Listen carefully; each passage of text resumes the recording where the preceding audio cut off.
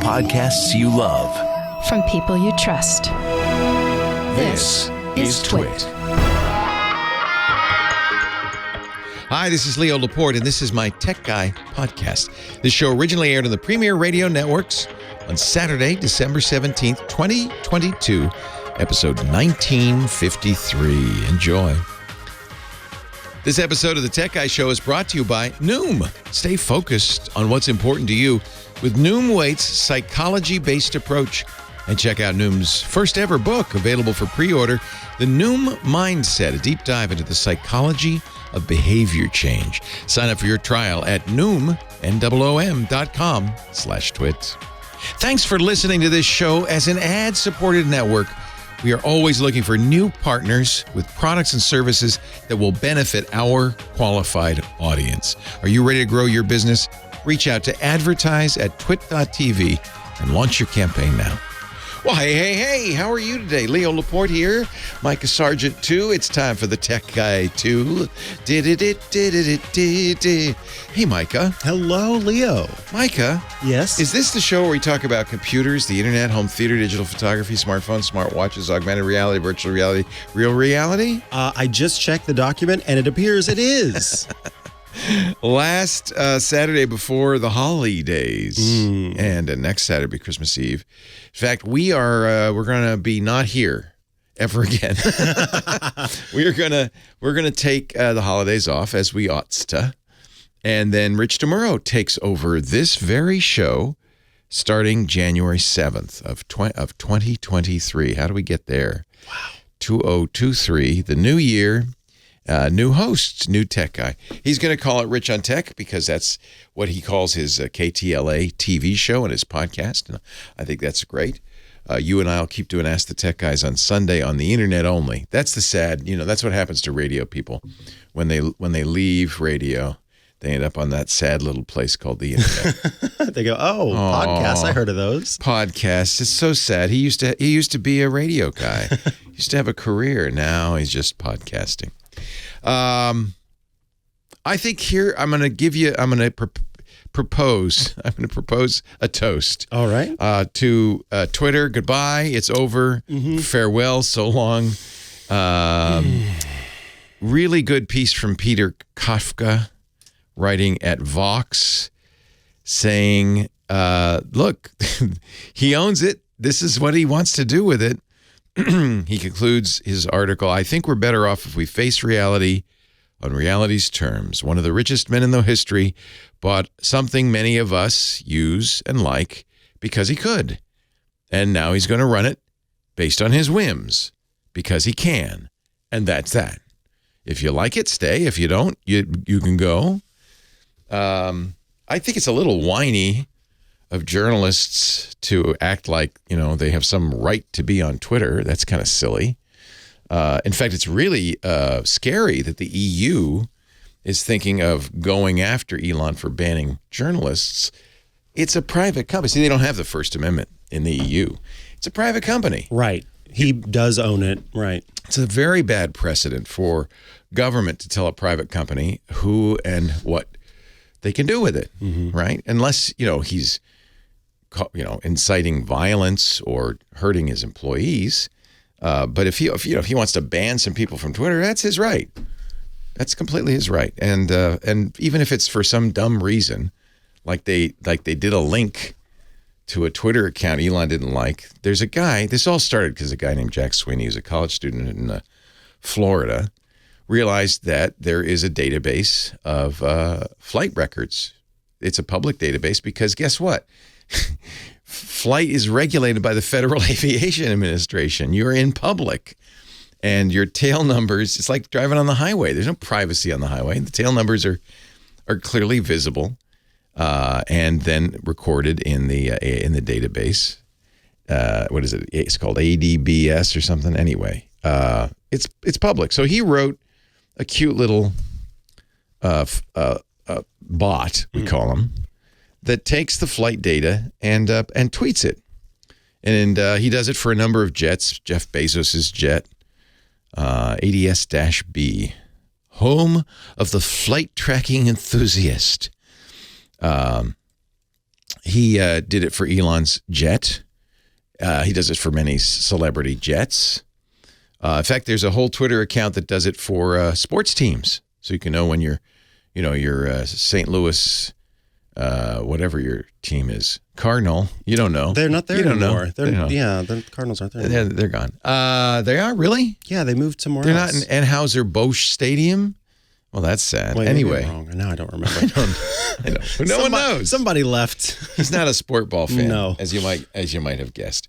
So this kid was tweeting these things. Elon, for a long time, didn't like it. Before he owned Twitter, he complained about it. He said that's he calls them assassination coordinates.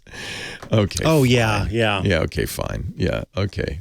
Elon, and he says, "Oh yeah, he calls it doxing. You know, doxing is when you give out somebody's name, address, phone number.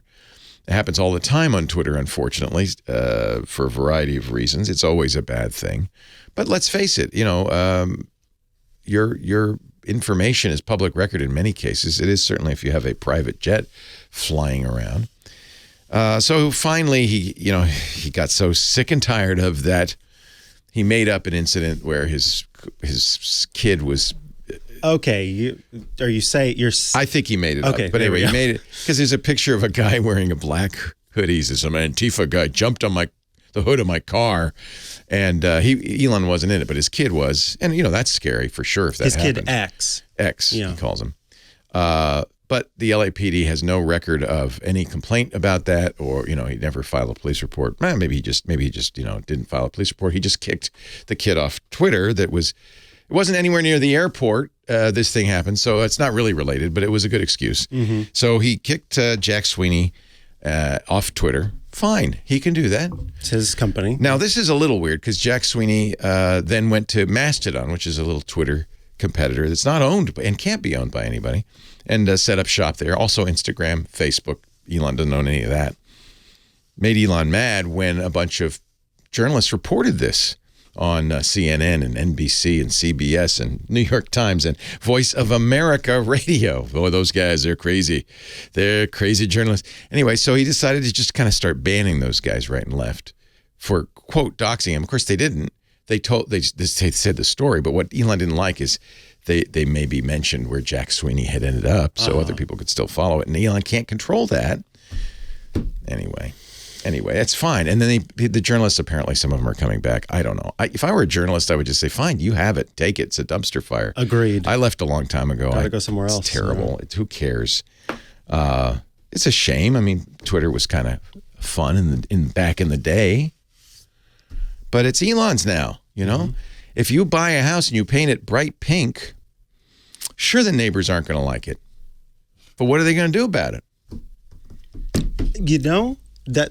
Yeah, for the most part, that works. I guess if you have homeowners association nonsense. If you have an HOA, which is another kind of petty bureaucracy that is very annoying. Anyway, fine. So I'm done. Mm-hmm. In other words, okay, good. We're done. We're not going to talk about it anymore. No more Twitter Elon. No, talk. The story is he bought it. He gets to do whatever he wants with it. We don't have to play that game. Mm-hmm. I like Mastodon. That's where I live. I don't have to play that game. So that's over. And I think that's fine. And I think it's a little whiny of journalists. No, just forget it. Hey, remember a long time, for a whole year now, we've been talking about Apple negotiating with the National Football League. Now, here's something people care about the NFL Sunday Ticket, which is currently on DirecTV. That's where you can watch all the games from on Sunday, the big games on Sunday. And Apple was apparently trying to buy it. The NFL had, Apple, one of the things apparently Apple proposed, these are all private discussions, but these are leaks. One of the things Apple proposed was that they would give it away free to Apple TV subscribers. NFL said, no way, you're not doing that. Anyway, Apple has, according to a guy who writes on a website called Puck, okay, you might say, well, come on, really? But Dylan Byers is very well connected. He says in his Puck column that Apple has withdrawn and it's over. They back out of the rights to the Sunday Ticket. It won't be on Apple TV. However, Amazon and Google are still in there. They got the money.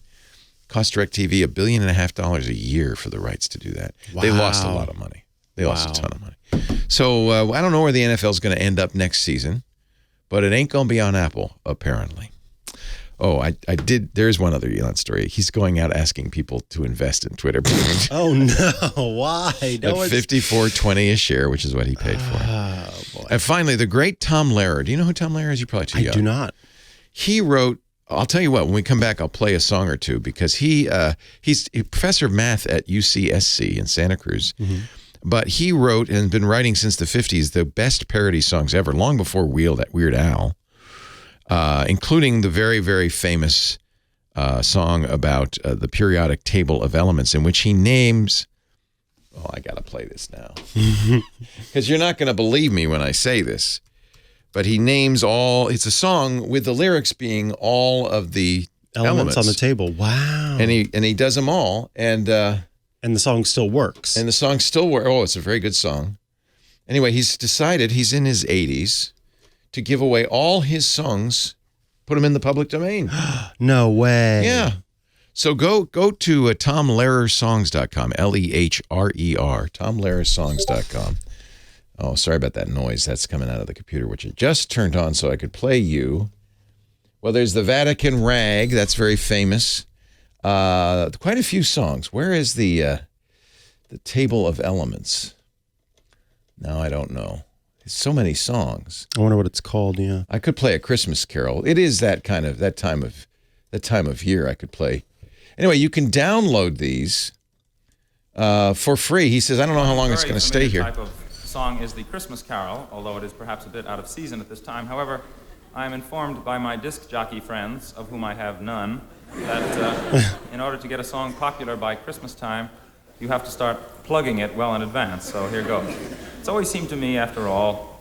I'll tell you what, I'll just play the song. Get right to the song.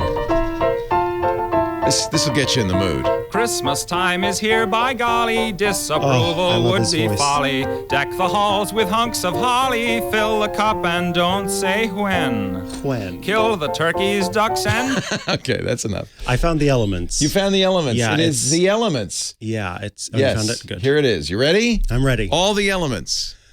At this time, I don't think there were 118 or whatever. I think there were fewer.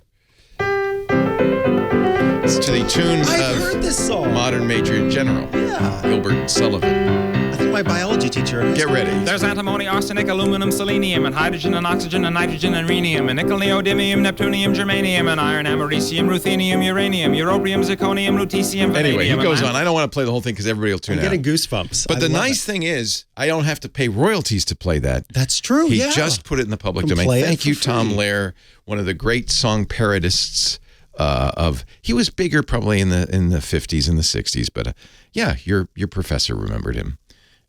Nice story. Anyway, 8888 Ask Leo, our holiday edition, the Tech Guys, means you could ask questions about what to buy for your friends and family, the geek in your life, or just, get your printer fixed. That's what we're here for. 8888 Ask Leo, your calls are next.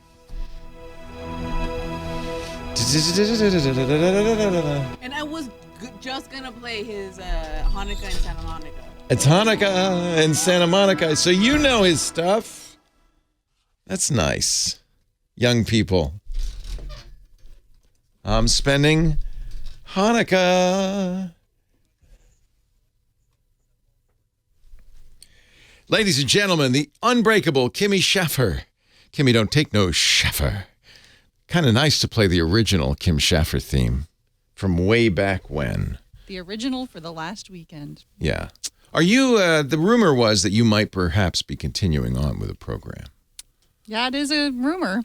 A rumor as yet unconfirmed by the powers that be. I do believe that is the plan. Have you received a call from Elon Musk yet? Oh, no, God. not from Elon, but from somebody else, and we had a conversation. So it looks like I may be continuing on with Rich. That's amazing. Good. Yeah. I hope that is. So you will want to keep calling. Rich's show begins, debuts, premieres January 7th. And I'm so happy to hear it. Now, I don't think it'll be 8888 Ask Leo. No. It might be 888-827-5536, however.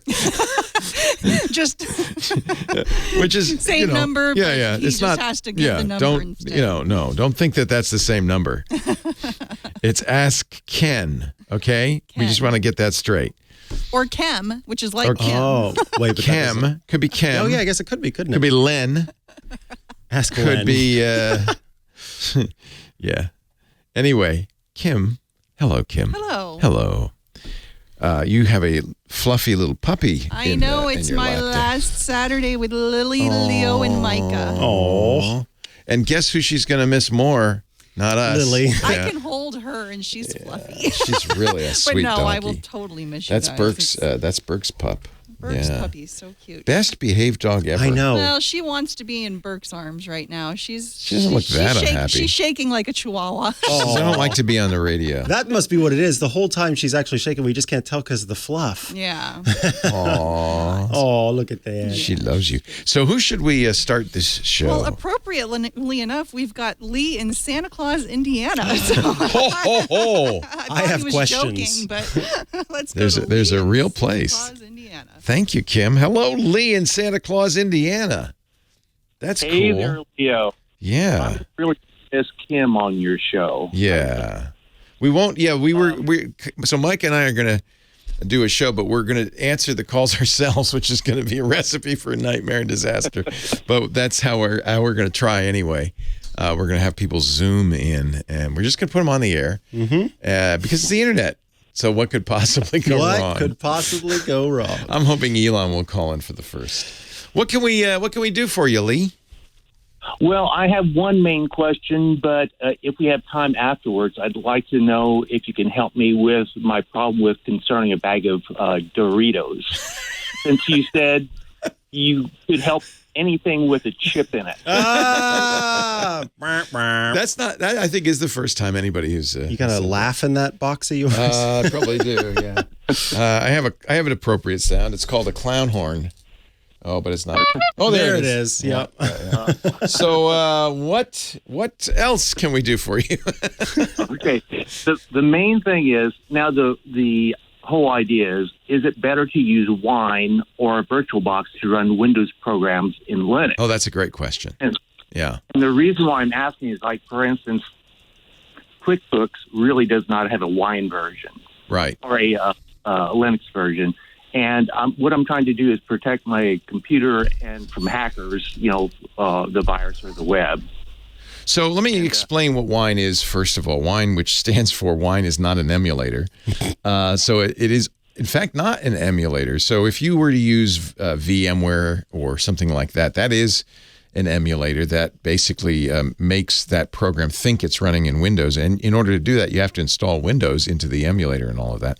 Wine doesn't require that. What it does is it simulates the Windows API calls, which is actually good news for you because malware is not going to have the same impact on a Linux box, even if you run a malware program under Wine. Exactly. Yeah, the Wine is. And in fact, before you even try, I would go to the Wine website. It's an open source program. It's free. And see if you can run QuickBooks under Wine. If you've already checked that, then I would say go ahead. Wine grades programs in its application database as to compatibility.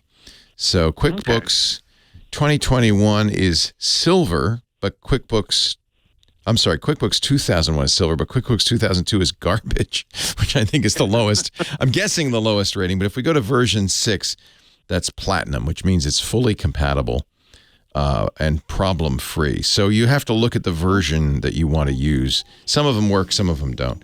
The Linux emulation world has gotten so much better. You can now play a great many games thanks to Steam on Linux that were designed for Windows using Proton and other things. So it's changed a lot. Leo and Mikah, your tech guys. Scott Wilkinson coming up.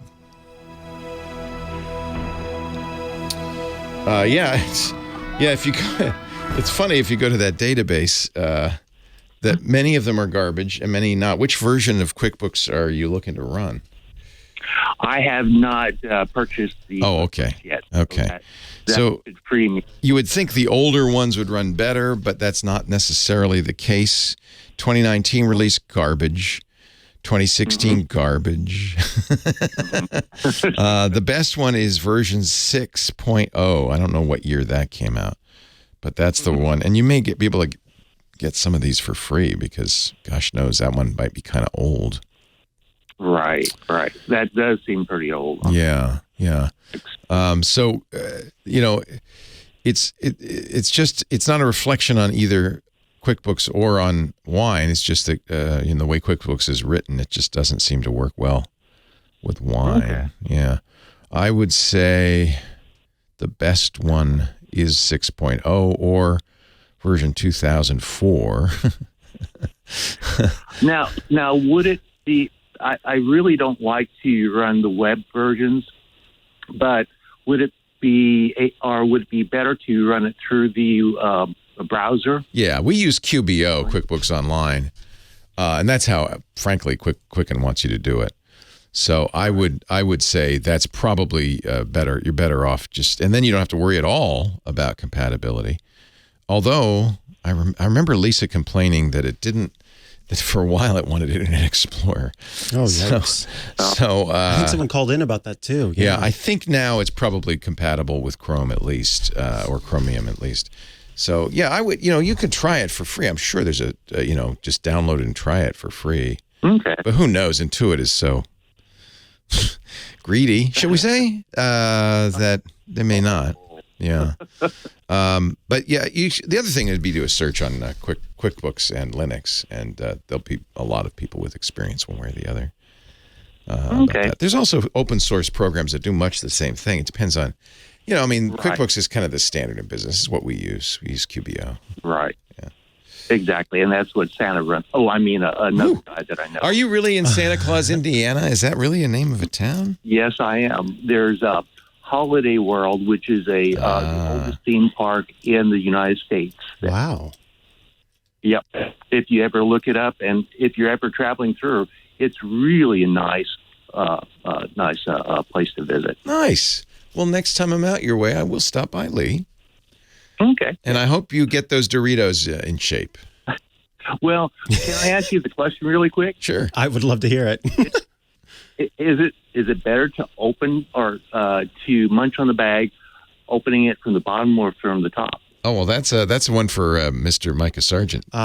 So our Doritos expert. No, you don't even. I bet you don't eat Doritos. He's very clean. My thought would be that opening them from the top of the bag, if they've been stored with the bottom down, is probably the best way because you're left with all the little crumbs at the bottom. Yeah. If you open it from the bottom, then you're going to get crumbs and stuff all over your fingers as you're just trying to have those delightful Shameful full admission. chips. Shameful admission. But when I get to that crumb. When I get the crumb layer, I always just throw that out. I don't. Good for you. Try to drink the That's crumbs. where there's so much salt. So that's actually I like a good the thing. salt. That's the best part. But see, no, that. Yeah. John and our studio manager, who is an expert in this, apparently says, "Don't open from the bottom, then all the chips fall out." Why didn't I say that? That solved my problem. Yeah, never. And I do have my Dorito chopsticks right here. So if you want to borrow those, you can just pluck those right out of there without getting your fingers, so you can continue to type with your Dorito chopsticks on. You need a pair though if you're going to do it right. Then you could type Dorito, type Dorito. Hey, a pleasure talking to you. Thanks for calling, Lee. Thanks so much. Thank you, Leo. All righty. Take care. What is hip? Tell me. I think I know. It's this cat right here, Mr. Scott Wilkinson, home theater geek. Scott, I love this picture you sent. We've showed it before, but since it's the radio, everybody forgot already. Hello, Scott. Exactly. Hello, Leo. How you doing? I am great. This is Scott was on, I'm going to say the third Tech Guy show. Is that right? I think it was because we went the first weekend. I was in L.A. at KFI, and then I asked Robin Bertolucci, the great program director, the big was it CES or Comdex? I can't even remember. Was it CES? I think it was. The big CES trade show is coming up in Vegas. Do you think I could do the show from there? And she was very kind. Sent me John Paoli, the great engineer at the time, the chief engineer at KFI. And then I was walking down the hall, And I saw you, Scott. Wow. And I said, hey, you want to be on the show? Yep. I saw you walking down the hall. I'd been a fan from your Tech TV days. And I just stuck out my hand and said, hey, Leo Laporte, I'm Scott Wilkinson. I'm covering the show on audio video stuff. And you said, hey, you want to be on the show? I was probably desperate to fill those 3 hours. I see there my Franklin planner, my ancient look at that phone, and I was wearing a real watch, so you could tell this was back in the day. This is the 2000s. Yes, when we wore real watches. But you look the same, Scott. I got to say, you look great. Well, I got a little more hair then than I do now, and my beard had a little bit of red still in it. Yeah. I don't know. There's no tuba in this photo, though. Are we sure that's Scott? Yeah, I don't know. Oh, yeah. I didn't bring my tuba to CES. But. I kind of wish I had a John Paoli in the engineer in that shot. John passed some years later and was a great guy. I really liked him. And he really worked hard to get that all working on the air from Las Vegas. You had a whole studio in the middle of the show floor. Yeah, it's kind of amazing. Yeah. And there's a banner and everything. I think KFI made me a banner that says, the tech guy. Yeah, I know. I wonder where that banner went. What's up in the world of home theater, Mr. Wilkinson? Well, it's coming to the end of the year, and I've been thinking about what were the most important stories of the year, for example. And in terms of video, it's very clear to me that it's the quantum dot OLED. It's so funny because this time a year ago, you said, I can't tell you what it is, but something's going to appear at CES that is going to be a big new television technology. Yep. And that was it. QD OLED. Right, exactly, which is the first really new video display technology in a very long time. Yeah. And it's based on OLED, which we know, and it's certainly my favorite TV display technology. But instead of using color filters to get the green and the red parts of the picture, it uses what are called quantum dots, which actually emit green and red when stimulated by the blue backlight, OLED backlight on these TVs. Much simpler, much more efficient, much brighter, much greater color gamut. It's really a big step forward in display technology. Are all the companies making QD OLED displays now? No. Samsung Display, which is their raw panel manufacturer, is making the displays, and the only companies as of now that are selling them are Samsung Electronics and Sony. All right. But I expect at CES there will be others. We will see others being introduced, and probably larger sizes too. Right now, the only sizes that are available from either company are 55 and 65 inch. Yeah. And 65 inch, you might say, well, that's plenty big enough. Well, yeah, but we've got also plenty of 70, 75, 85 inch TVs now that are reasonably priced. Those are the LCD technology, which has never been as good as OLED. But I suspect, like anything digital, once you start making it in volume, you can ramp up the size, you can bring down the cost. And so I bet you we're going to see some announcements with QD OLED. Here it is, 19 years after we first did that show at CES, and CES is coming up again. Are you going this year? I am not.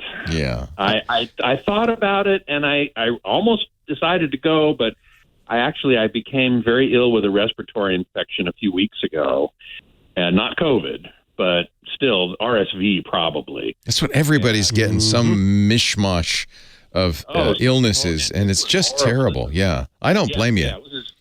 So I said, you know what? the discretion's going to be the better part of valor for me. I just was sick. I don't want to get sick again. It's an international petri dish. Yeah. Good way to put it. Yeah. And I said, I'm not going to go. I had some invitations to some really cool things. And what do you think we'll see? Will there be an announcement as big this year at CES as that announcement last year?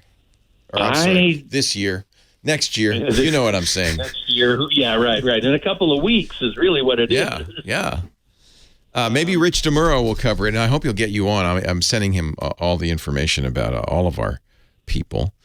Oh I do hope to join him once in a while on the show, and I'm so sad to be saying goodbye to this. Just to me, and you're not saying goodbye to me either, because we'll also have you on the podcast. We are going to be having you on the podcast for sure. So it isn't really goodbye, except it's through a different means. Medium. Through a different medium. But we will absolutely continue to talk, because how would I know what's going on in the TV world? So is that the one and only big development in 2022 is QD OLED? Well, it was the biggest one, certainly. We saw refinements and other things. I was trying to think of an audio. What would be the biggest audio development in 2022? And I honestly can't think of a big one. I would vote for new Bluetooth codecs that sound a lot better. Okay, I agree. That's absolutely true. Yeah. Now, unfortunately, most people aren't experiencing them, because in order for you to experience them, both the device playing the music and the headphones receiving the music have to support them. The one that's been out for a while that is the best most people can get is aptX. But there are other new Bluetooth codecs, right, that sound quite good. They're still highly compressed, but they've gotten good at the technology, I think. And yeah, they sure have. They sure have. Compression, you're right. Compression, both video and audio, has gotten better at data reduction without losing quality. Yeah. So that is an important thing. True. That is true. Yeah. I saw a quick product that I thought was really cool. From iFi. Remember iFi? Yeah. In fact, Mikah has the iFi DAC, as do I. Mm-hmm. Anyway, for all those devices that don't have a headphone output anymore, iFi now has a $69 thing that you can plug into the power port and gives you a headphone output with high resolution audio. Nice. So I'm looking forward to trying that. Nice. There are some exciting movements there, and since nobody has a headphone jack anymore, we need it. Scott Wilkinson, follow him on YouTube, youtube.com/AVS Forum, and his articles at the avsforum.com. Thank you, Scott. It's been a pleasure working with you. Leo and Mikah, your tech guys. More after this. Bye-bye.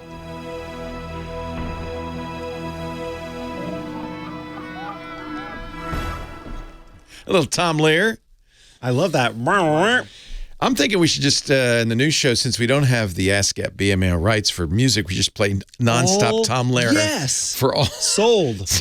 I love his voice. I love parody music, so I'm sold. We've got it all figured out. Hanukkah and Santa Monica. Hanukkah starts tomorrow night. Happy Hanukkah to all and sundry. Back to the phones we go with Rusty on the line from San Diego. Hi, Rusty. Did I press the button? I did.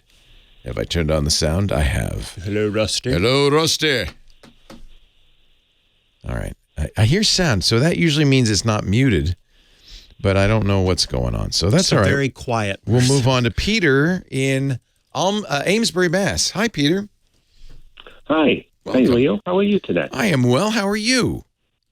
I am living the dream. I talked to you a couple of weeks ago about a network problem with Mint Mobile. Yes. And you pushed me in the right direction. And just a word, should you need to help someone else or for somebody else listening, the network that they have set on their web page as what you should use. Yes. Needs adjusting. Oh, interesting. It's not correct. Yes. Okay. Wow. So I had a hard time getting it on. And when I finally did get it on, there was one thing that they manually told me that I should be able to change that I couldn't, which was the MNC. They had on the website set at 260, and they told me 240 worked better. Unfortunately, I couldn't get that to work, meaning the minute I put that in, it wouldn't save it. It would only save all the other corrections with the 260 in there. That's bizarre. My phone was working perfectly. and it worked perfectly on the new network. So they gave you the new APN settings, but the APN settings are wrong on the website. I'm wrong again. So what happened was they ended up killing my SIM because they tried to send me an electronic, even though I told them don't do that. Need the physical. Yeah. So they sent me a new one, and what it did was it downloaded a whole bunch of those, meaning like say 10 of the same settings. Yeah. Plus my old ones. That's fine. I went on to a Wi-Fi network, put it on, restarted the phone. Now the phone was working fine. Day one, this was yesterday. Yeah. Everything worked perfectly. Yeah. Today I got up, we're back to the same problems. Now, when I say the same problems, it's getting better. Because at the height of the bad settings, the internet was getting fuzzy. Right now the internet works fine. The phone, I couldn't make or receive a phone call. So I'm talking to you, so it's obviously fixed. Outbound is going, but it still acts funny in the sense that, like when I'm calling you, say on your 800 number, it just says calling. It doesn't usually hear like it connecting and then you hear ringing, and then I either get Kim or I get a busy signal. Well, that is not necessarily Mint's problem. That just means there's a lot of people trying to call the same number. Okay. Well, I've had the same issue calling other places. Oh, other places. Okay. You don't hear a ring. So the MNC is the mobile network code, and that contains your mobile country code, your MCC. That's 3 digits, and then there's a 3-digit MNC, and you got to have that right, or we now have that all right according to what they say. Good. The main issue here now is I can't text.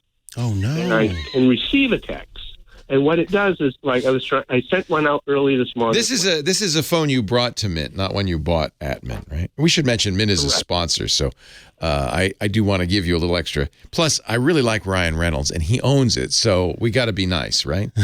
I'm being. Were you happy with the support? Did they seem very helpful or not? Well, like with all support, you get.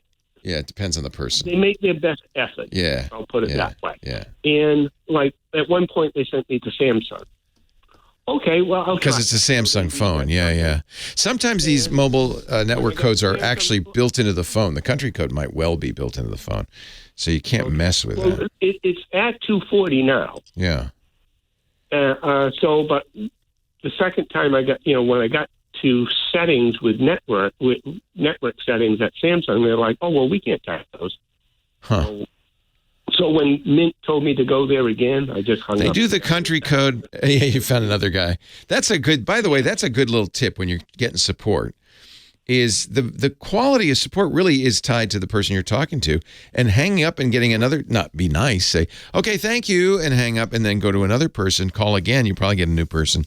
Because there's, they're big call centers. Often you'll get a better, you might get a worse person, but you just keep doing it until you get somebody who sounds like they know what they're doing. Yeah. And usually a more senior person. It's exasperating when, like right now, I thought I had everything fixed. So what the text is doing is, like I said, I was lucky I got one out this morning. And then I was trying to write one, and I'm in, say I was at where you have what you call your conversations. So I open up the one I wanted to type to, so I start typing. Was this I have to run because we got a lot of people in line, but I think this is probably partly because it was an older Samsung that probably wouldn't have happened if you got a newer phone. That was why the eSIM thing didn't work. But anyway, I'm glad you got it working, Peter. I appreciate it. Let's try Rusty one more time just to see.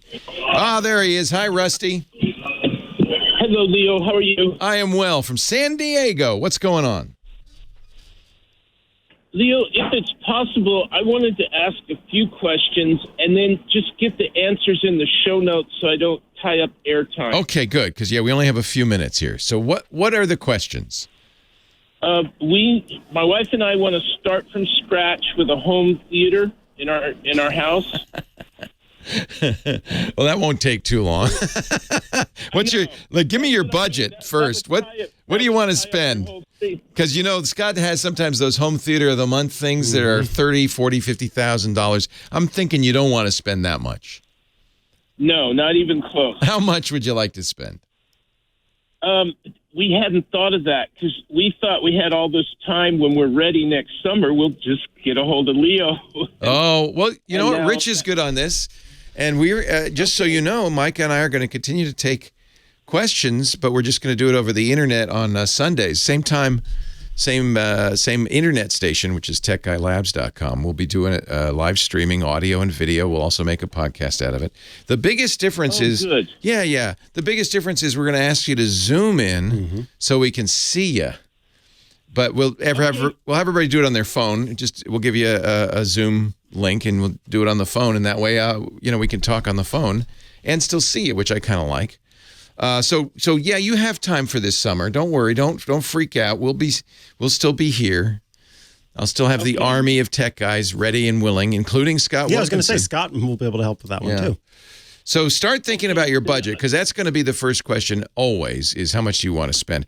And sometimes people, when they're doing the budget, they say, well, I got $3,000 to spend on a TV, and forget that it doesn't end with the TV. Right. In fact, really, home theater implies the sound, and there's you could spend anywhere from a couple $100 to thousands of dollars. Good sound is really important. You might want an AV receiver. You want streaming devices. You might be wanting a Roku or an Apple TV or a Fire TV. So all of these things kind of one goes with the other. So and now don't spend a lot on cables. So you can take, just give $100 for cables. But for your budget, I think the TV is probably only about maybe 60 or 70% of your budget. The rest, depending on how much sound you want. If you have a big room to fill, sometimes it's nice. In some ways, getting a good home theater audio system doubles as your music system as well. Yeah. So you might want to spend a little more money for better speakers and a bigger amplifier, just so you can have a party, have a dance party. And then you'll get the benefit, not only when you're listening to music, but when you're watching TV and Tom Cruise flies overhead with his F-15 Phantom, it'll scare the neighbors, and that's what you want. 8888 Ask Leo, the phone number. Your tech guys, Micah and Leo, continue on right after this.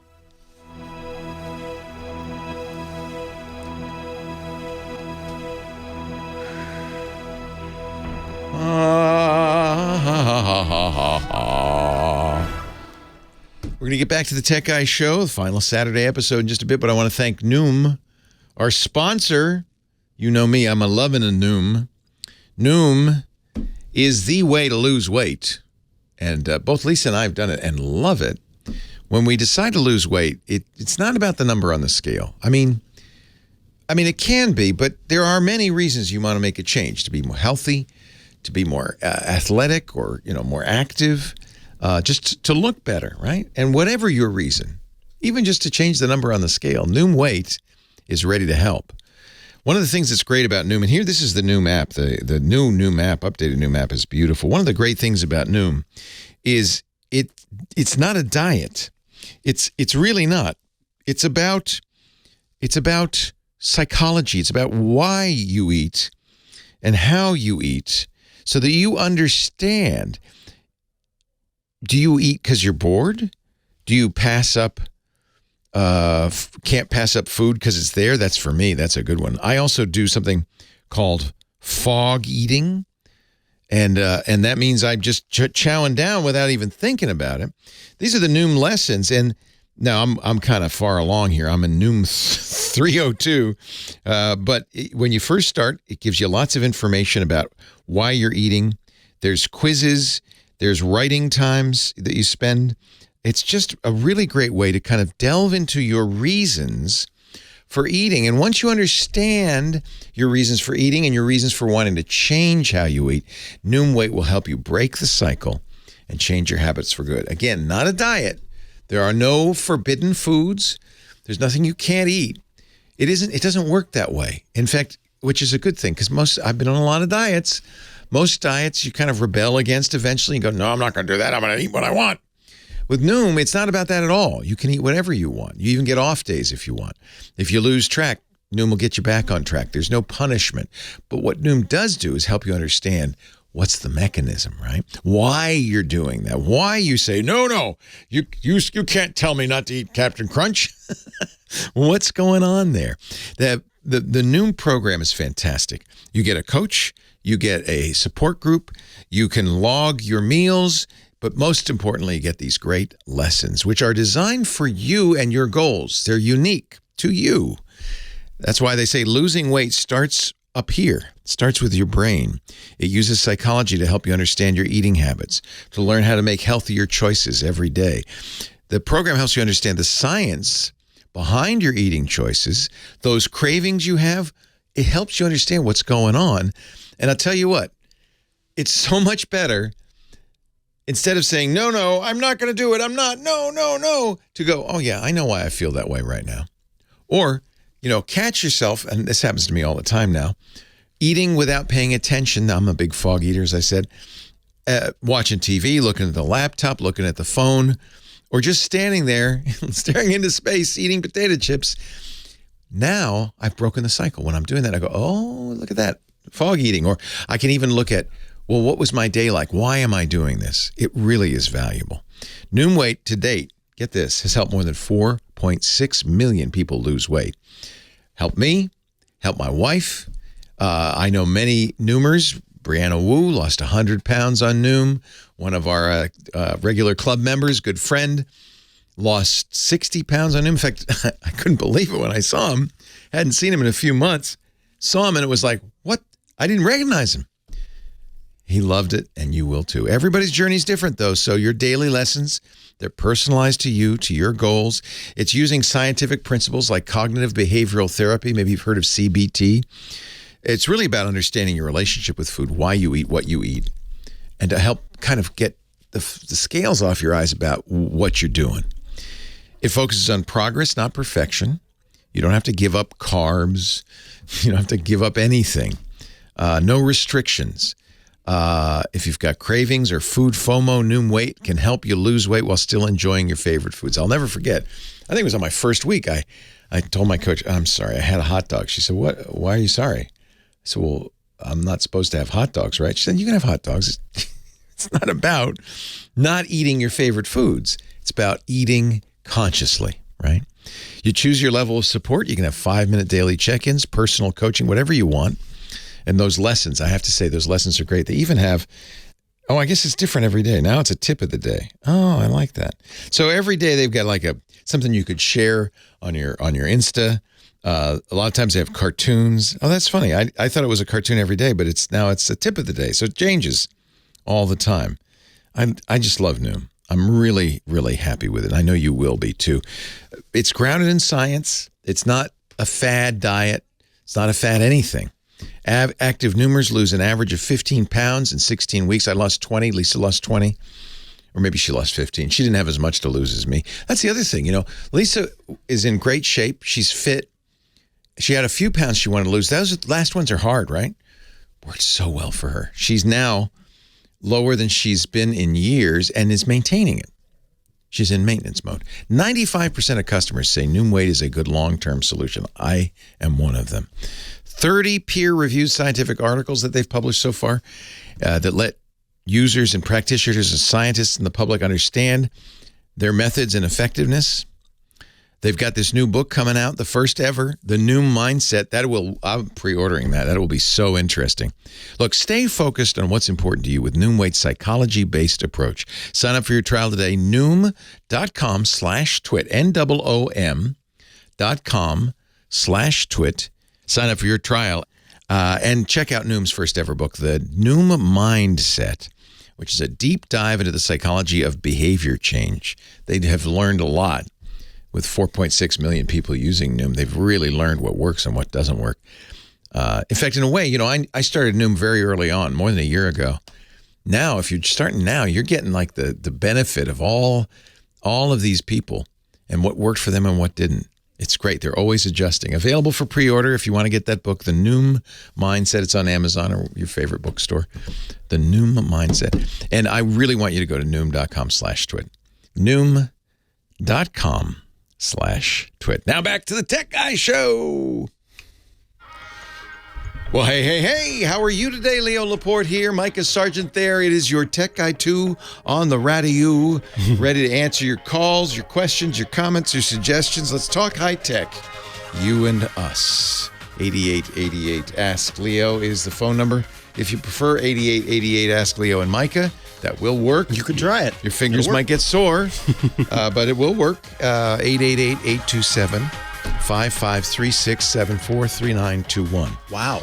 No, I made that up. Oh, I was going to say, you remember the number. Are you okay? Right at the You end. got a brace on your left hand. Oh, I'm fine. Is that a carpal tunnel injury? It's a cubital tunnel injury. Yeesh. The lesser known of the tunnel syndromes. Is it from too much typing? No, so that's actually, I just got asked that question. No, it's compression in the elbow. That's where the cubital tunnel exists. It presses on the ulnar nerve, and it makes your your pinky finger and your ring finger go numb.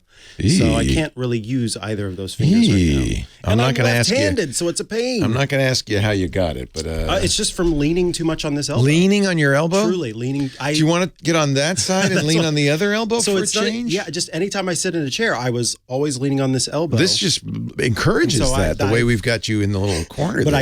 I don't do it now. I'm very careful because it's basically it's a long process back to recovery. Well, now I know we're going to put you on the new Ask the Tech Guy show. We're going to put you on the left. Yeah, there we go. So that you don't lean on your. I don't know how that works. We'll figure it out. 8888 Ask Leo. Back to the phones we go, and it's Mikah in Maine. Mikah, hi, Mikah. Say hi to Mikah. Hello, Leo. Hello, Mikah. Hello, Mikah. Nice to get you on the last show. Congratulations. And it's not the last show. I know that. And I'm looking forward to hearing the new show. It's the penultimate show, which if I said that, people go, well, what does that mean? And is there a shot but for not it? Someone like me. Yeah.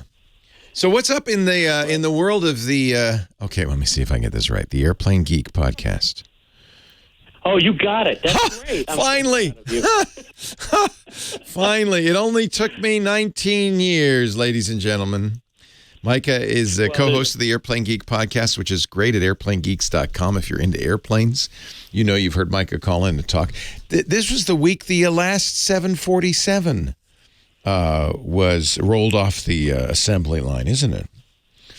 Yeah, and it's the freighter version, and it's going to Atlas Air, and they're not going to be building anymore. Now they'll be in the air for a very, very long time, but none because flying freight. But the passenger versions are getting less and less. In fact, I don't know offhand if there are any more passenger 747s flying. There might be a couple. That's the one that had when it first came out a cocktail lounge upstairs. Most airlines converted that upstairs into more seating.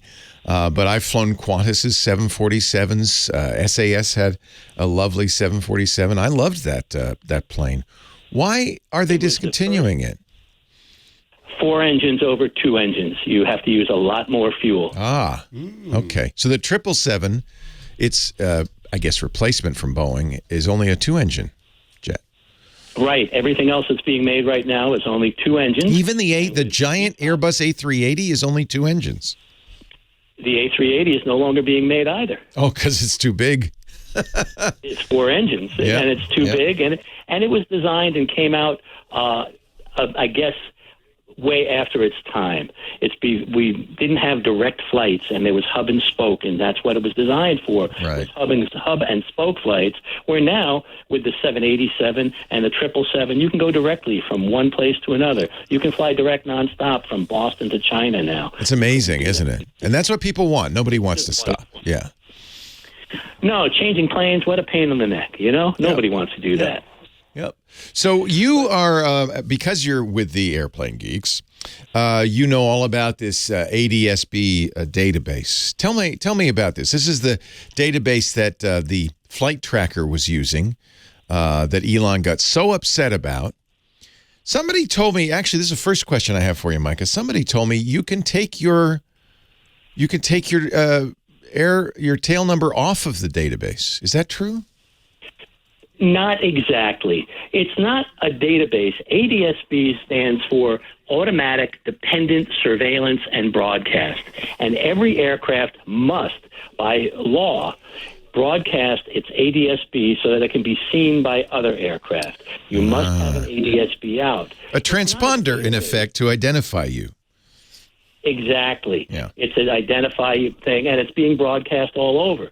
So there's not a database, but there are some groups, and if you want to, you can get a Raspberry Pi, and you can take part of it, and you can live track any aircraft in the world. So this Now- this ADSB comes from people watching the skies and saying, "Oh, I just saw tail number 7394 fly overhead." Exactly, and you can try. And I there's apps called like Flight Radar 24 is one that many people know. And I've used FlightAware for years. Is that how these work? Right. Yeah. Exactly. And not only that, Elon took out Flight Radar 24's account. It's gone. So is FlightAware's account. And the big one, the important one, is ADSB Exchange. You see, Elon was paying Flight Radar 24 and FlightAware and many big corporations pay them not to broadcast their ADSB signal. He was buying an unlisted number, in effect. Pretty much. Yeah. But ADSB Exchange, which is owned by a guy named Dan Streifert, says, we're not taking any money. It's available to anybody with a military aircraft that broadcasts ADSB. Yeah. Any aircraft in the world. You can join it by having your Raspberry Pi, plugging it into your computer, connecting to ADSB Exchange or Flight Radar 24 or whatever, and you can monitor it. So it's something that every aircraft has. And yes, you can pay to have it blocked, and Elon does, but through ADSB Exchange, they don't accept the payment to have it blocked.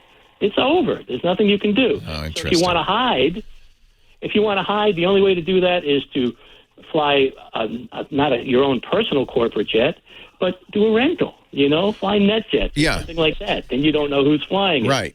He has his own plane, and so we know what that tail number is associated with, just as Jeff Bezos does and many others.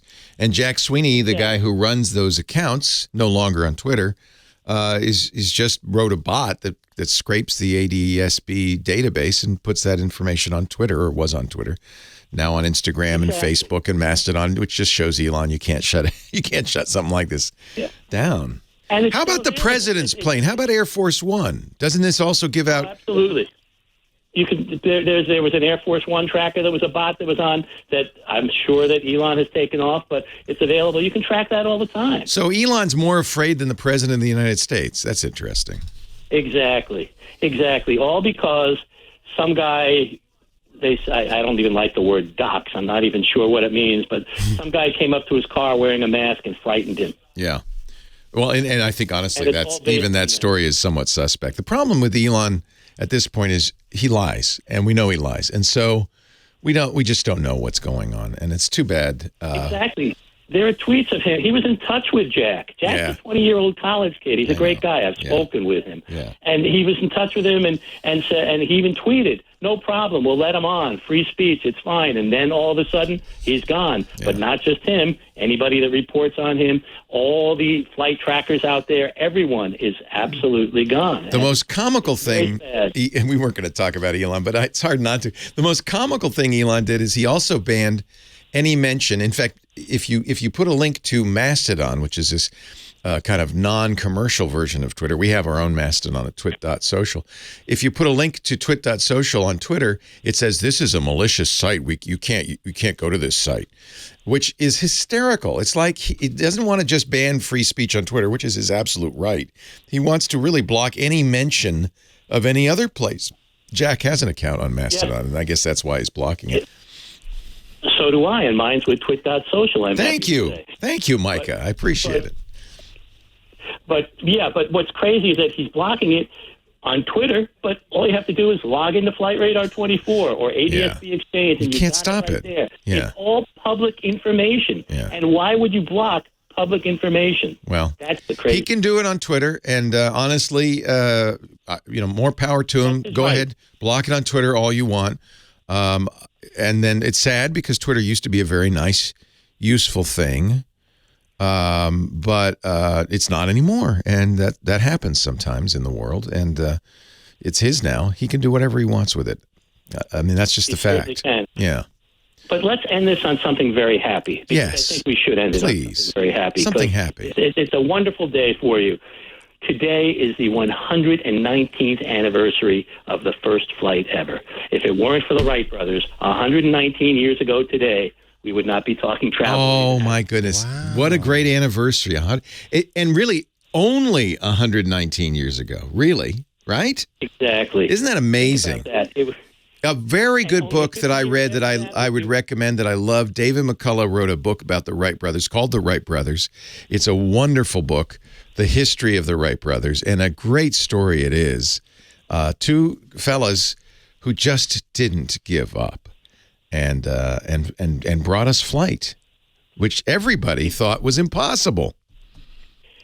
50 years after that, we were on the moon. Amazing. That's what's most amazing, isn't it? Well, I tip of the hat to everybody at Kitty Hawk, North Carolina, to the Wright brothers. If you want to read a great book about the Wright brothers, that David McCullough book is fantastic. Thank you, Mikah. Oh, it has been such a pleasure knowing you all these years. When did you first call the tech guy? Do you remember? Then 4 or 5 years ago, I've been listening forever and ever and ever. But 4 or 5 years ago, I've been calling, and I try not to call in too often, and I'm very happy you were able to let me in this time. And hopefully, I can be a somewhat regular with you. And listen, I would love that. I would love that when you're there on Zoom. And Elon's jet just left San Jose, just in case anybody cares, because it is on the public adsbexchange.com. Thank you, Mikah. Thank you. Happy holidays. Let's see if Elon can ban the radio station. Is that your signing off note? Yeah, tail sign 628TS, just in case you want to know.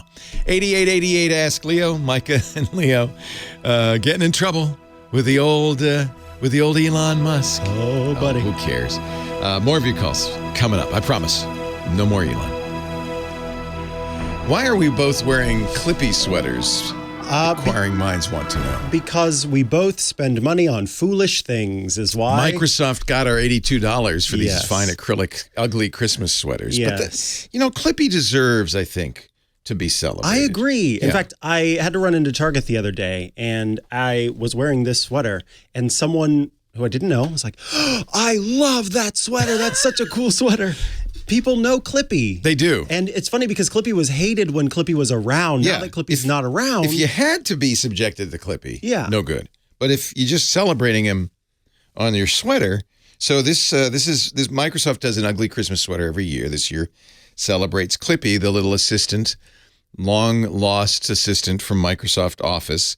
There's a picture of Clippy with his googly eyes, and he's saying Happy Holidays, and there's an OK button. Boop, which you can click. Boop. Might be a little too personal if you click that. But just click your own OK. Click your own OK button. Don't click others. Victor is on the line from Vista, California. Our next call. Hi, Victor. Yeah. Hold on there. Hey, you're on the radio. Hello. Okay. Leo, I wish you many happy brunches, and I'll definitely be listening to your podcast. My wife has said we are going to have brunch every Saturday from now on. Absolutely. And I don't know if I like the idea of going on your Zoom thing. Well, I know. I realize some people won't want to be on camera, huh? Yeah. But we have an email where we can email questions and stuff. Yes, ask the tech guy at twit.tv. Good, okay. And we will do some emails as well because, that's one way you can get in. Yeah, and in a way that's good because then we can take our time with it. Great. Yeah. One reason I like your show, many reasons, but I like it that you also talk about the big picture stuff like Twitter and cryptocurrency, not just the nerdy, geeky stuff. And that's I prefer to talk about that because I think that's what people need to know, right? Yeah, and hopefully the new people will continue. Oh, Rich is wonderful. And I'll say it again, Rich on Tech is taking over. Rich DeMuro from KTLA. He's great. He's filled in for me many times, and he really knows the show, he knows the people, and he knows this stuff. Great. Yeah. And hopefully they'll let you, when they go on vacation, they'll let you fill in once or twice a year. That would be funny. I never even thought of that. Yeah. I have the equipment. Good. Okay. Well, I have one, before I get to my question on the best computer for secure banking and so forth, let me make one more brief comment on crypto. I just thought of an analogy that cryptocurrency is like the paper money issued by the wildcat banks. Yes, in the, that's right. 19th century. Nothing backing it. It's just total Ponzi. And the banks would, open up and have no reserves or anything, unregulated. They'd go for a few months or years and then fail. And people were left with wallpaper money that they couldn't do anything with.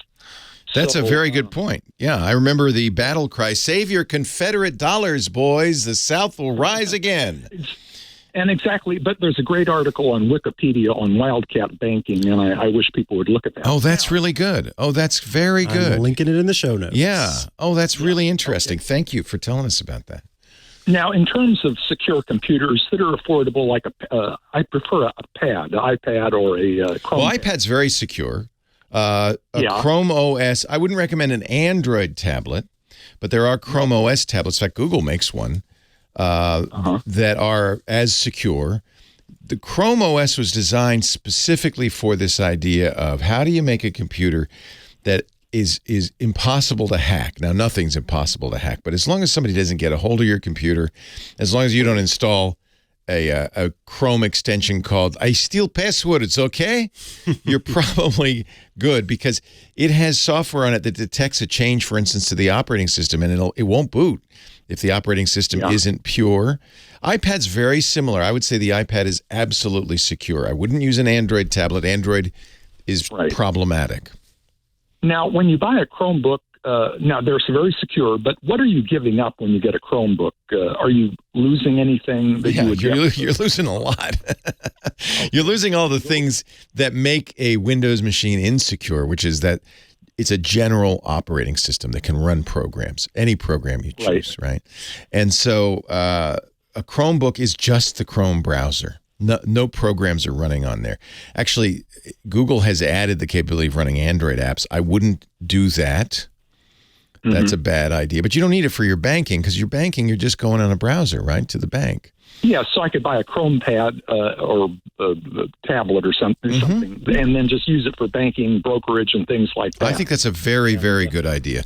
We had one of the most famous security guys out there, Alex Stamos, on one of our shows a few weeks ago. Yeah. And he said he bought his entire family, his parents, his grandparents, Chromebooks. He says, best thing I ever did. Now, here's a guy who really knows security and has seen a lot of break-ins, and he agrees with me, which is actually was kind of encouraging.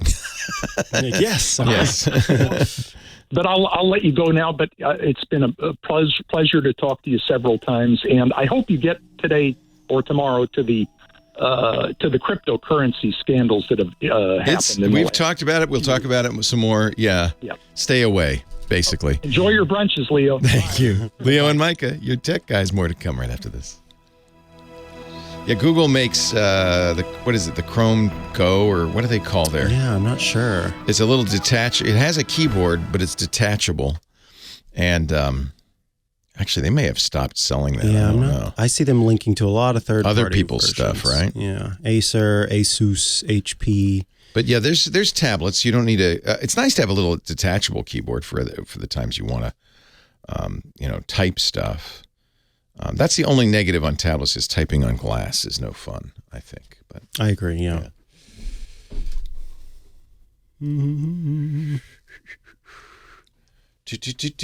Johnny Jet's coming up. Hey, Mr. JJ. Hey, I'm back. He's back. He's back. He's back. You didn't go nowhere, did you? Nope. My wife has sinusitis. Oh God, poor girl. Jeez. So she can't go on an airplane because the pressure. Yes. Yeah. So we just can't. I'm just getting my trip alerts right now from TripIt saying that my flight's delayed. I was supposed to be in Chicago airport right now. Oh yeah, sure. Connecting to White Plains. To see Never my dad. fly through Chicago in the winter or the summer. Well, that is one of my tips, but I actually purposely did it because I wanted to get some good pictures of the airport at Christmas time because it's a great airport at Christmas. Yeah. Oh, I thought you were going to say, because I tell everybody else not to fly through Chicago, I thought it'd knew be if safe. I did, I'd be good to go. Nobody would be there. Yeah. This whole time, it's just been about making those airports easier. Yeah. Yeah, we shut our studio down. We don't have guests come in anymore. Lisa and I are wearing masks everywhere. We just everybody's sick. And this is one that lingers. It goes on. Yep. Yeah, we have friends who've had it for weeks now. But my wife's been sick for over a month. Yikes. November 15th, she's been sick. Holy cow. Louise. I'm so sorry. So, is she uncomfortable? Well, she got COVID after I got COVID a couple weeks ago. Oh, boy. And she was tested for everything. She got the sinusitis from COVID? No, I'm not sure. Oh, she's had a nasty cough since November 15th. Jeez. Fortunately, the cough is getting better. I'm so sorry, Johnny. But what can you do? I got 2 little kids. Yeah, they're going to bring home and wait till they get into school. We're keeping our daughter away from preschool this month. Yeah. Well, first of all, she was sick, so we had to. Right. But then I was like, I'm not bringing her back to school next week. Now that we're home, that's not worth it. I'm literally paying the school to keep her home. Right. That makes sense. Yeah. I'm sorry, John. Crazy. Stinks. So, but anyway, I'm back. Chat room has been asking about the Giz Fizz, which is moving to Wednesdays after this week in Google. Yes, we will be streaming that. So the chat room will be able to see it. It will not be club only. We've kind of gone back and forth on that, but John's pointed out that without the chat room, there really isn't much of a Giz Fizz. So we will stream that so that you can watch chat room. That'll be Wednesdays after this week in Google. And, part of this was conditional on John being willing to work late because he will actually have to stick around for it. And he says he wants to. So. Someone's asking me about flight apps. I like Mavericks 56. I like Flighty. We talked about it before. Yeah, Flighty, yeah. But and that does cost money. Actually, I'm updating it right now because I just went into it and it says I haven't updated it in a while. How are your kids, by the way? Somebody in the chat room wants to know if your kids are doing okay. They're all right. My daughter, she's not 100%. So yeah. I see that Australia. Although I thought Australia was having some problems with flu, even though it's not their season. But I was like, listen, I would take my kids out of school and just go down to Australia for the season. I'd love it down there. A good idea. Yeah, let's go to summer in the southern hemisphere. But I'm all about summer. The endless summer.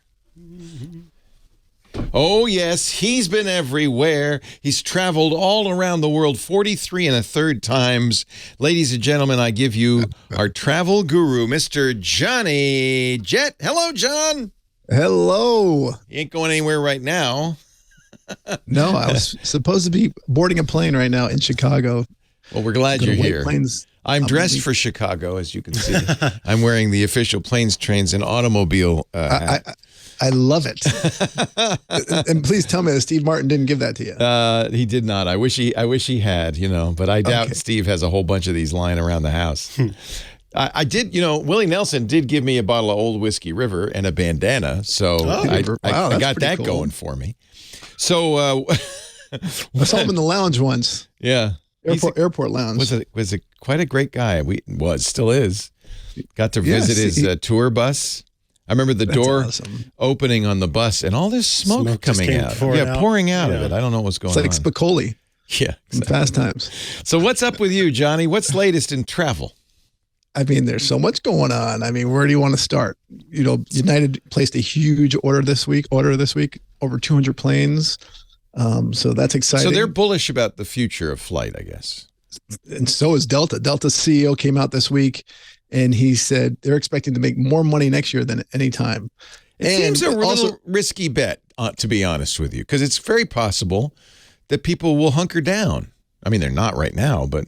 I mean, knock on wood. Let's hope nothing else. You don't think there'll be another plague? I mean, I hope not. It's it's supposed to happen every 100 years, but no, they're all bullish. And the president of Delta, not the CEO, the president came out this week saying that their change fees are not coming back. They're done with that, and they're making so much money even without the change fees. That's great news for consumers because if Delta sticks to that, then the other major carriers will as well. And that is, one of the reasons why I'm able to cancel my flight today with no problems at all. I just keep changing it, and I can make another one using that credit. So it's a huge difference, especially for people who are sick. Otherwise, they would have possibly made my wife travel who's not feeling well. You don't want to do that. You don't want to force people on the plane if they're not feeling well. Definitely not. No. It's good for everybody, and they have so many people who are at standby. I mean, it is a win-win. So we are going on a flight after Christmas.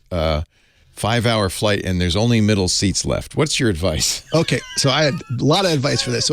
So go to seatexpert.com. Okay. I'm sorry, not seatexpert.com. Seat Guru. Expertflyer.com. Expert Flyer. So you have to sign up for they actually give you one seat assignment, but you don't want that. Just spend the $4.99, I think it is, or $9.99 a month. Deal. And go to Seat Maps, put in your flight. Yeah.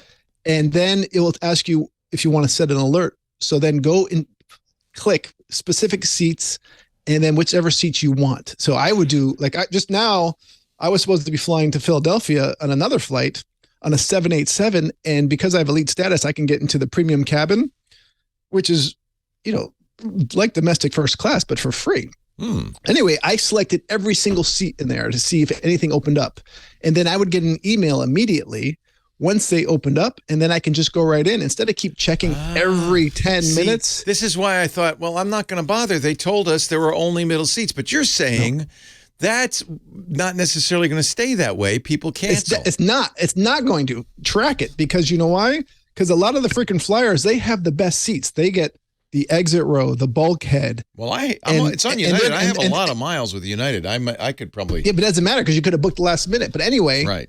They're going to start upgrading people 5 days out, and then they're definitely going to start upgrading them 24 hours out, and then even within a few hours, they'll be people bumping them cancel their up trips into the top part of the plane, and those of us at the bottom of the plane, like the little crumbs in your Doritos bag, we can rearrange and find seats. I always do that. Listen, I do not want to get stuck in a middle seat, and I have before. And actually, there's some that I don't mind, like an A319 and the bulkhead. But just follow that advice. Keep checking, but use a Seat Expert or Expert Flyer, their tracker, and also get to the gate. Bring a box of chocolates or a bag of chocolates. Give them to the flight attendants and say, or not the flight attendants, the gate agent. Say, hey, listen. I know you have a difficult job, but if you upgrade any freaking flyers, can you give me their good seat? I was thinking instead of chocolates, hard-boiled eggs. Could I bring those instead? That won't work. Okay. I brought some eggs. They'll put you in the toilet. Okay. Don't do that. Yeah. Expertflyer.com. Yep. You say do the Pro. I can try Pro for 5 days. That's probably all I need. That's all you need. So sign up for that. Sign it up. Okay. And then hit the seat maps on the left, and then put in your flight info. They're going to ask you your departure airport, your arrival, the flight number, the airline, and then what class of service, because you can check all 3 or 4 classes. And then you can do all exit rows or all aisles, all windows. But I just do specific seats because I wish it would say, how did you hear about us, Johnny Jet? But I see a friend, the Points Guy, Lonely Planet, Flyer Talk. Well, the Points Guy owns it. This is his thing. Their company owns it. Red Ventures. What should I say? I'm going to say other and then see if I can put in Johnny Jet. No. Oh, well. It doesn't matter. Well, I'll put radio. It's a great site. I mean, he was smart to get it. Yeah. Really I think I might pay for it just because, well, I don't know. But it's also good to use when you're trying to use your miles. For tickets, and they're not open, so you can actually put in the flights you want, and they'll actually notify you if there's any mileage tickets that open up. Expertflyer.com. I'd never heard of this. Well, you probably told me, but I've heard of all the other. I've mentioned it ones, before, Seat but Guru and all that. But this is good. This one Seat Guru is good just to see what seats are available. Yeah, or not available. What they're like. Where don't sit near the bathroom Exactly. Yeah. So this is going to help me get seats together with my wife instead of us sitting aisles and they will apart. move the seats. People cancel, people change their flights, they miss connections, or they upgrade people. So that's why just keep checking, and this will help. But also be kind to the gate agent and just tell them, say, hey, can you get me on there? Yeah. And bring hard-boiled eggs, right? No. Yeah. Bring salamis. They'll just love be kind. All you gotta do is be kind. Be funny, smile. Salamis. And yeah. And also, this is kind of on a related note. Someone asked me in the chat room about talking about booking specific aircrafts. So when I fly, let's say I'm going LA to Miami, American Airlines flies the 787. They fly the H321. I try to avoid the single aisle planes. I try to get the wide bodies. So before I even book my ticket, I look and see which aircraft they're flying and which time. And I'm happy to change my time to get that good aircraft because you can get a better seat. You can get upgraded. Well, I have a wide body, so I like the wide bodies, frankly. A little more some room. of these wide bodies, their seats are tight on the new ones. I want so skosh more room. Yeah. Well, okay, good. All right. I just told my wife to sign up for this. All right, good. And sign up to my newsletter. Make sure she signs up to my newsletter. Well, we're always signed up to your newsletter, Okay, Johnny good. Jet. Of course we are. Good. That's at johnnyjet.com/newsletter. And I'm not bribing gate agents, by the way. I see people in the chat room talking about you're me being nice to them. being kind to them. There's no charge for kindness. No. Just be nice. That's all. Yeah. And sometimes the karma comes around. Sometimes it doesn't. They're not going to upgrade you, but if they have time, they can work wonders. Unfortunately, these guys are so stressed. There used to be 2 agents. A lot of times there's only one now, and they're just trying to get the plane out on time. And there's so much. I know. But and then there's always some guy in line who's jawboning and stuff. Just give them the candy and go. Don't spend a lot of time there. Just say, "Remember my name, Johnny Jet. Here's some candy," and go. And maybe they'll upgrade you. Maybe not. They won't upgrade you. It's almost impossible to get upgraded these days unless you're a legitimate freaking flyer or you're paying for it. But ask if they might move the seat a little bit. How much it will cost? Say how much it will cost. I used to be on the radio. I used to be somebody. Now I'm just a regular schmuck going down the road. Sorry. You should have asked me last week. Johnny, it's been such a pleasure with you and your family. Have a wonderful holiday for us and a happy new year. And we'll see you in the new year. Stay safe. Stay well. You will, I promise. Bye, Johnny Jet. Johnny Jet. Take care. See you, Mikah. Leaving on a jet plane. Goodbye, Johnny. Goodbye. I'm going to run down the plane now. I'm running down the train station track. Johnny, come back, Johnny. Huh? Come back, Johnny.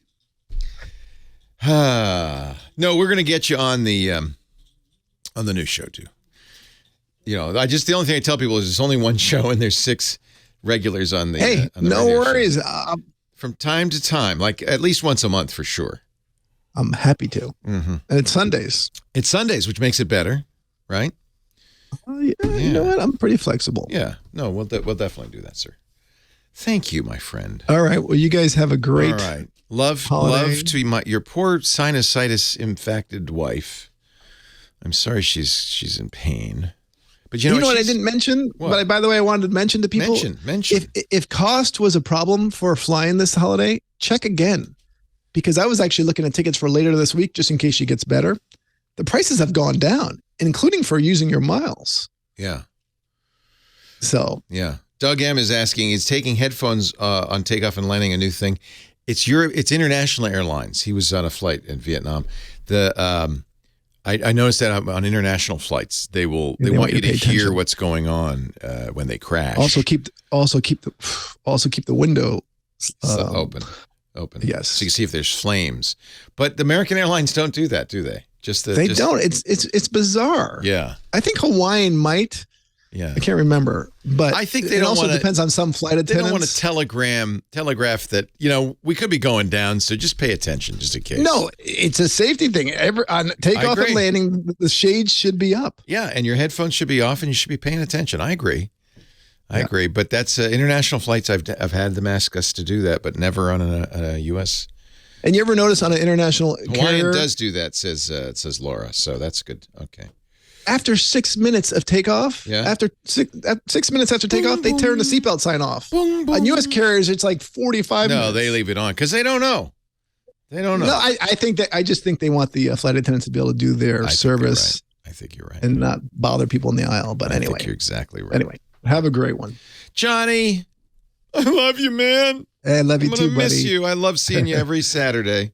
But we will see you. I'm not gonna leave you in the lurch. I'm not gonna ghost you, my friend. I will not ghost. I'm glad to hear that. Unlike my high school girlfriend. Oh man. Well, I can't say that I haven't ghosted some girls in my time. No, well, I got ghosted, but anyway. Yeah, I know. That's terrible. Take care. She's pining now. She says, "Oh, totally, man." He ended up being Johnny Jet. Oh, man. He was on Leo Laporte's show. Oh, man. I'm pining now. Did you go to high school in Southern California? No, Connecticut. South Norwalk, Connecticut. Well, those Norwalk girls, they're snooty. They're a snooty bunch. Well known to be snooty. Okay, right. John. See you later. Bye-bye. Off-site producer.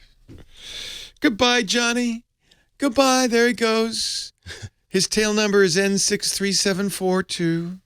He's flying away on a big old jet airliner. Leo Laporte, Mikah, Sargent, your tech guys, 8888 Ask Leo, our phone number. Alan is on the line from North Hollywood, California. Hello, Alan. Hello. How are you doing? We're great. How are you? Well, pretty much fine. I have a question regarding it's a Canon LIDE scanner, the 220. I've had scanners before this, but this thing has its own mind. So the LIDE scanners are some, I don't know what this the LIDE, what does that stand for? It sounds like it's some sort of special treat, special capability. Is it designed to do something specific? I don't know. I purchased it's just a flatbed scanner. Yeah. From Fry's, so it's been a while. Well, oh wow. It has been a while. So what is it doing that's weird? Well,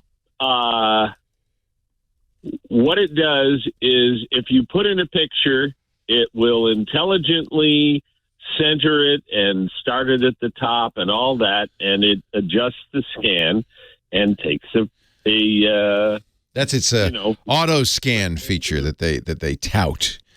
Yeah. Yeah.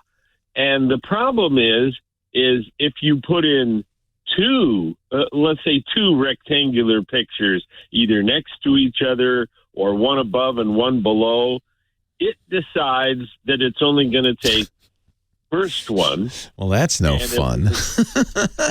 Well, that's the thing. I would look in the settings. I've used many scanners. In some cases, the scanners are smart enough to say there's multiple items. Do you want me to? In fact, my scanner, which is a Brother all-in-one, but it has a setting in the setup that says, do you want me to separate the individual items as separate scans?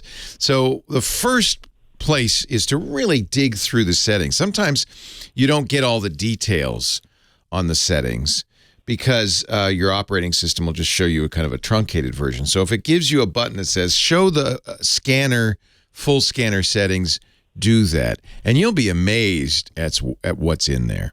So that's the first thing I would do is make sure that that's not a capability, that it doesn't have that capability. It might. Many scanners do to separate multiple images on a single scanning bed.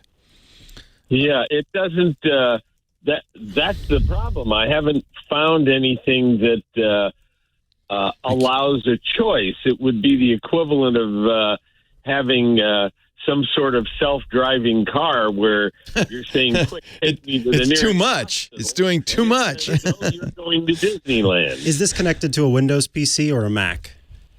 Windows. Okay, so yeah, Leo, you might have more information about the built-in scanning software that comes with Windows, because it's possible that he could use that scanning technology that's built in and have it just do a straight-up flatbed scan of the whole image. Well, you certainly could do that, and I think you probably know that. You could say, don't hone in on that one image. I want the whole page, right? You can do that, can't you, Alan? No. That's the problem. Oh, well, that's ridiculous. So it's always saying, oh, well, I know you only want this image. So here's what I would suggest. That scanner, like most, supports TWiT, which is a standard scanner interface. Some wag once said, TWiT is a technology without an interesting name, is what the TWiT acronym stands for. I don't really know what it stands for. But there is a guy named Hamrick, who is a great programmer who has for years, Ed Hamrick, made third-party scanning software that works with all TWiT scanners and gives you often better capability than the software that comes. Many scanners don't have great software. So I would go to hamrick.com and look at his program ViewScan. It is up to date. The most recent version came out December 1st, the first of this month. So he's been doing this since the 90s. And I've been recommending it as long as I've been doing this show. It is a really good alternative software to replace your Canon drivers that will give you more capability. So that's one thing I would try. If you've opened the Canon drivers directly, not let Windows get in the way, but open the Canon drivers directly, and you can't find a place to scan the whole bed instead of zero in on the image, then try this view scan. I find it hard to believe that the Canon is too dumb to say, well, wait a minute, there's two items there. So I would definitely, let's see, in the Canon manuals, which somebody has put online in the chat room for us, scanning multiple items at one time, not using auto scan, set paper size. Oh, so when you go to paper size in the settings, you can say whether it will or will not use auto scan. These are much more elaborate settings. I bet you're not saying the full thing. Canon says start the IJ scan utility. And I wouldn't be surprised if you didn't even know you had this. But if you installed the full Canon drivers, apparently you do. There are settings in there. We'll put a link in the show notes to this manual page. To view scan. You can scan 2 or more photos placed on the plate and at one time and save each image individually. Yeah, that's what my scanner will do. So first thing I do is dig through the settings and make sure you're using the IJ scan utility, because I have a feeling you're just using that generic Windows interface, which isn't giving you many choices. And then if it doesn't work for you, it's worth trying. ViewScan is free to download and try. You can buy it if it does what you want it to do. The basic edition is $25. There's a Pro edition for $100, which gives you a lot more capability. But I would try before you buy on ViewScan. This guy, Ed Hamrick, has been doing this for a long time, and he's actually kind of amazing that this ViewScan software has been out for so long. VUESCAN,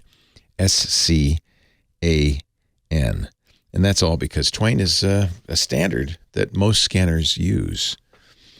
Yeah, that's no good. Now, did we figure out what LIDE stands for? There's a lithium. It has a battery in it. So it's a battery backup or battery. It's a portable scanner. Interesting. Huh. Like a laptop. It kind of looks like a laptop, doesn't it? Mm-hmm. Slim performance scanner. Huh. Not expensive either. About $80. Scanners have gotten so much less expensive. Most of us, I think, use our all-in-ones. Do you have an all-in-one at home where it prints, scans, faxes, Xeroxes, does all those things? All the things, yeah, all the exactly. Things? Yeah. Mm-hmm. Most people, I think, end up doing that.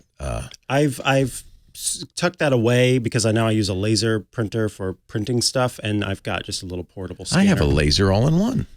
There you go. From Brother. It does all of that. Nice. With a laser. 8888 Ask Leo is the phone number. Mikah Sargent, Leo Laporte. We're taking your calls. Somebody pointed out, that's kind of sad. This is your last radio show. Yeah. Ever. Well, unless someday you get on the radio. Knows? Do you ever want to be on the radio? No. You're a young guy. I actually, now that I think about it, I might go back on that one show, the Bill something. Bill Handel? Bill Handel, him, yeah. I won't tell Bill you forgot his name. Thank you. I've been asked to on the Great be on that show a KFI. few You should be on Bill every time. Bill's a great guy. He kind of helped me when I first started doing this show in 2004. Oh, nice. Bill took me to lunch, took me under his wing. He said, "You got potential, kid. Someday you'll be as successful as I am." That never happened. 8888 Ask Leo. All the stuff we just talked about, including the ViewScan software, will be on our show notes. That's at techguylabs.com, and it's free to go to. Hey, everybody, it's Leo Laporte, the founder and host of many of the TWiT podcasts. I don't normally talk to you about advertising, but I want to take a moment to do that right now. Our mission statement at TWiT: we're dedicated to building a highly engaged community of tech enthusiasts, that's our audience, and you, I guess, since you're listening, by offering them the knowledge they need to understand and use technology in today's world.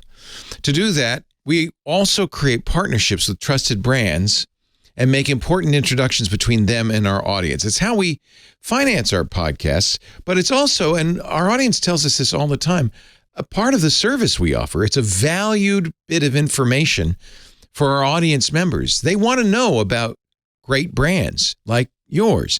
So can we help you by introducing you to our highly qualified audience? And boy, you get a lot with advertising on the TWiT podcasts. Partnering with TWiT means you're going to get, if I may say so humbly, the gold standard in podcast advertising. And we throw in a lot of valuable services. You get a full service continuity team supporting everything from copywriting to graphic design. I don't think anybody else does this or does this as well as we do. You get ads that are embedded in our content that are unique every time. I read them, our hosts read them. We always over-deliver on impressions. And frankly, we're here to talk about your product. So we really give our listeners a great introduction to what you offer. We've got onboarding services, ad tech with pod sites that's free for direct clients. We give you a lot of reporting so you know who saw your advertisement. You'll even know how many responded by going to your website. We'll also give you courtesy commercials that you can share across social media and landing pages. We think these are really valuable. People like me and our other hosts talking about your product sincerely and informationally. Those are incredibly valuable. You also get other free goodies, mentions in our weekly newsletter that's sent out to thousands of fans. We give bonus ads to people who buy a significant amount of advertising. You'll get social media promotion too. But let me tell you, we are looking for an advertising partner that's going to be with us long term. Visit twit.tv/advertise. Check out our partner testimonials. Tim Broom, founder of IT Pro TV. They started IT Pro TV in 2013, immediately started advertising with us, and grew that company to a really amazing success. Hundreds of thousands of ongoing customers. They've been on our network for more than 10 years, and they say, and I'll quote Tim, "We would not be where we are today without the TWiT network." That's just one example. Mark McCrary, who's the CEO of Authentic, he was actually one of the first people to buy ads on our network. He's been with us for 16 years. He said, and I'm quoting, "The feedback from many advertisers over those 16 years across a range of product categories is that if ads and podcasts are going to work for a brand, they're going to work on TWiT shows." I'm proud to say that the ads we do over-deliver. They work really well because they're honest. They have integrity. Our audience trusts us, and we say, this is a great product. They believe it. They listen. Our listeners are highly intelligent. They're heavily engaged. They're tech-savvy. They're dedicated to our network. And that's partly because we only work with high-integrity partners that we have thoroughly and personally vetted. I approve every single advertiser on the network. If you're ready to elevate your brand and you've got a great product, I want you to reach out to us. Advertise at twit.tv. So I want you to break out of the advertising norm, grow your brand with host-read, authentic ads on twit.tv. Visit twit.tv/advertise for more details or email us advertise@twit.tv if you're ready to launch your campaign now. Wow. Hey. How are you today? Leo Laporte, Mikah, Sargent here, your Tech Guys. Episode 1953 of the Tech Guys Show. There will be one more. And then it's going to be the wonderful Rich DeMuro and Rich on Tech starting January 7th. We're going to take, I think, obviously, Christmas Eve and New Year's Eve off. Those will be best of shows. Laura, I guess you have to work, don't you? Christmas Eve and New Year's Eve, and Christmas Day and New Year's Day, probably. Oh, no. Yeah, sorry. What's radio? Man. It's called radio, and I've done it for 19 years, and now you know. So now you know the rest of the story. But do you know what? When you are enjoying the family and friends on a holiday evening, whether it's Hanukkah this Sunday or Christmas a week from Sunday, think about the people who are working, because there are a lot of them in hospitals and emergency rooms and stores. Yeah, if you go to a store, it's nice to say. Yeah, it's hard. Our son works at a big grocery store, and chances are good he'll be working at least on Christmas Eve, if not Christmas Day. And so, yeah, think about those people who aren't getting to be with their family at that time. But I'm glad we get to be with you on our last couple of radio shows. As I mentioned before, Mikah and I will continue answering questions, but we'll be doing it on the internet. That thing called the internet. It's not as big as radio or TV, but it's there and it's available. And techguylabs.com will continue to be the place to go. You will see audio and video from our new show there. If you subscribe to the podcasts already, via our podcast network, TWiT.tv. You will continue to get a podcast. Just be one a week instead of two, and it will be Ask the Tech Guy. And as I told Mikah in Maine, you can call the new show, but we're going to do it a little differently because there is video with it. Actually, there's video with this show, but we thought it'd be kind of fun to do it on Zoom. So now somebody said, well, if I call you on Zoom, I don't want you to see my face. Can I be a cat? I think Mashed Potato wanted to know that. Yes, you can be a cat. You can be mashed potatoes if you figure out how to do it. Yeah, exactly. Talking mashed potatoes might be interesting. I agree. I think. Yeah, as long as it doesn't, obscure our ability to hear what you're saying. That's all that matters. Don't be peanut butter, whatever you do. Yeah, Dan is on the line from New Jersey. Hello, Dan, Leo, and Mikah, your tech guys. Hello, Leo and Mikah. Hello, Dan. Hello, Dan. Oh. Thanks for calling. What can we do for you? I called last week, and you suggested that I get my dad an Amazon Echo to help him make phone calls. Oh, boy. Oh, no. And then you heard Dr. Mom last week say they're going to discontinue that. That's right. In fact, I even mentioned you. I said, oh, that's bad news. You did. I did. Your 96-year-old father. What a great idea. I mean, the ability to say, call my son or call 911 or whatever. So, yeah, thank you, Amazon. Oh. Now, I'm looking for this. Yeah, I don't know. They haven't set a date. I don't know when this is going to happen. Because AT&T still listed on their site how to set it up and use it. Yeah. Well, of course, we learned that Amazon was losing $10 billion a year on their Echo service because people, they set it up, it's expensive and they don't make a profit on the hardware. So, and they thought people would use it to buy stuff, but nobody's using it to buy stuff. Right. So, Dr. Mom is pretty wired into the Echo sphere, as it were. Yeah, Dr. Mom, if you've got some links, that'd be great because I didn't see this fly by. Yeah, I didn't either. And I'm still seeing all of the support. Have you set listed. it up already, Dan? Well, I got an Echo, and I am in the process of setting it up. And it will do. So here's the thing. It will continue to do echo-to-echo calls. So while he won't be able to call phone numbers via AT&T, and again, who knows when this will happen? It might be way off. He could call you if you have an Echo. Oh, well, that's not what I wanted. Right. However, I did notice that they have an option to link calls to your Verizon account. Mm-hmm. Now, yeah, I mean, that's how it worked. This is a so-called bridge between the Echo service and a cell service. Yeah. AT&T calls it number sync. I'm not sure what Verizon's version of that is. Now, I don't see anything online suggesting that number sync is going away. I couldn't find anything either. Well, maybe and we do. They did specifically mention AT&T, so maybe Verizon will continue doing it. I don't know, because it might be unilateral on AT&T's part. I just don't know. You're wondering if you should go ahead with it. Yeah, well, I already got it, and I started setting it up, and I thought that maybe if you set it up with your Verizon account or your AT&T account, maybe it wouldn't be really costing them anything, right, to keep it going, you mean? Right. Like maybe they would limit it to people, because it seemed like for a while, I was still able, once upon a time when I had an Amazon in the past, before I even set it up to link with my phone company, I was able to make phone calls, and I couldn't figure out how that worked. But maybe, but the thing is, anyway, that's what Dr. Mon said, and that threw me off. Well, I have an article from GeekWire that says, a company spokesperson confirmed the plan. Here's the quote. "We regularly review our features to ensure we're investing in services that will delight customers and have decided to suspend support for this feature." So it is officially ending the so-called Echo built-in phones as of March 31st of next year. So you have a few months of it.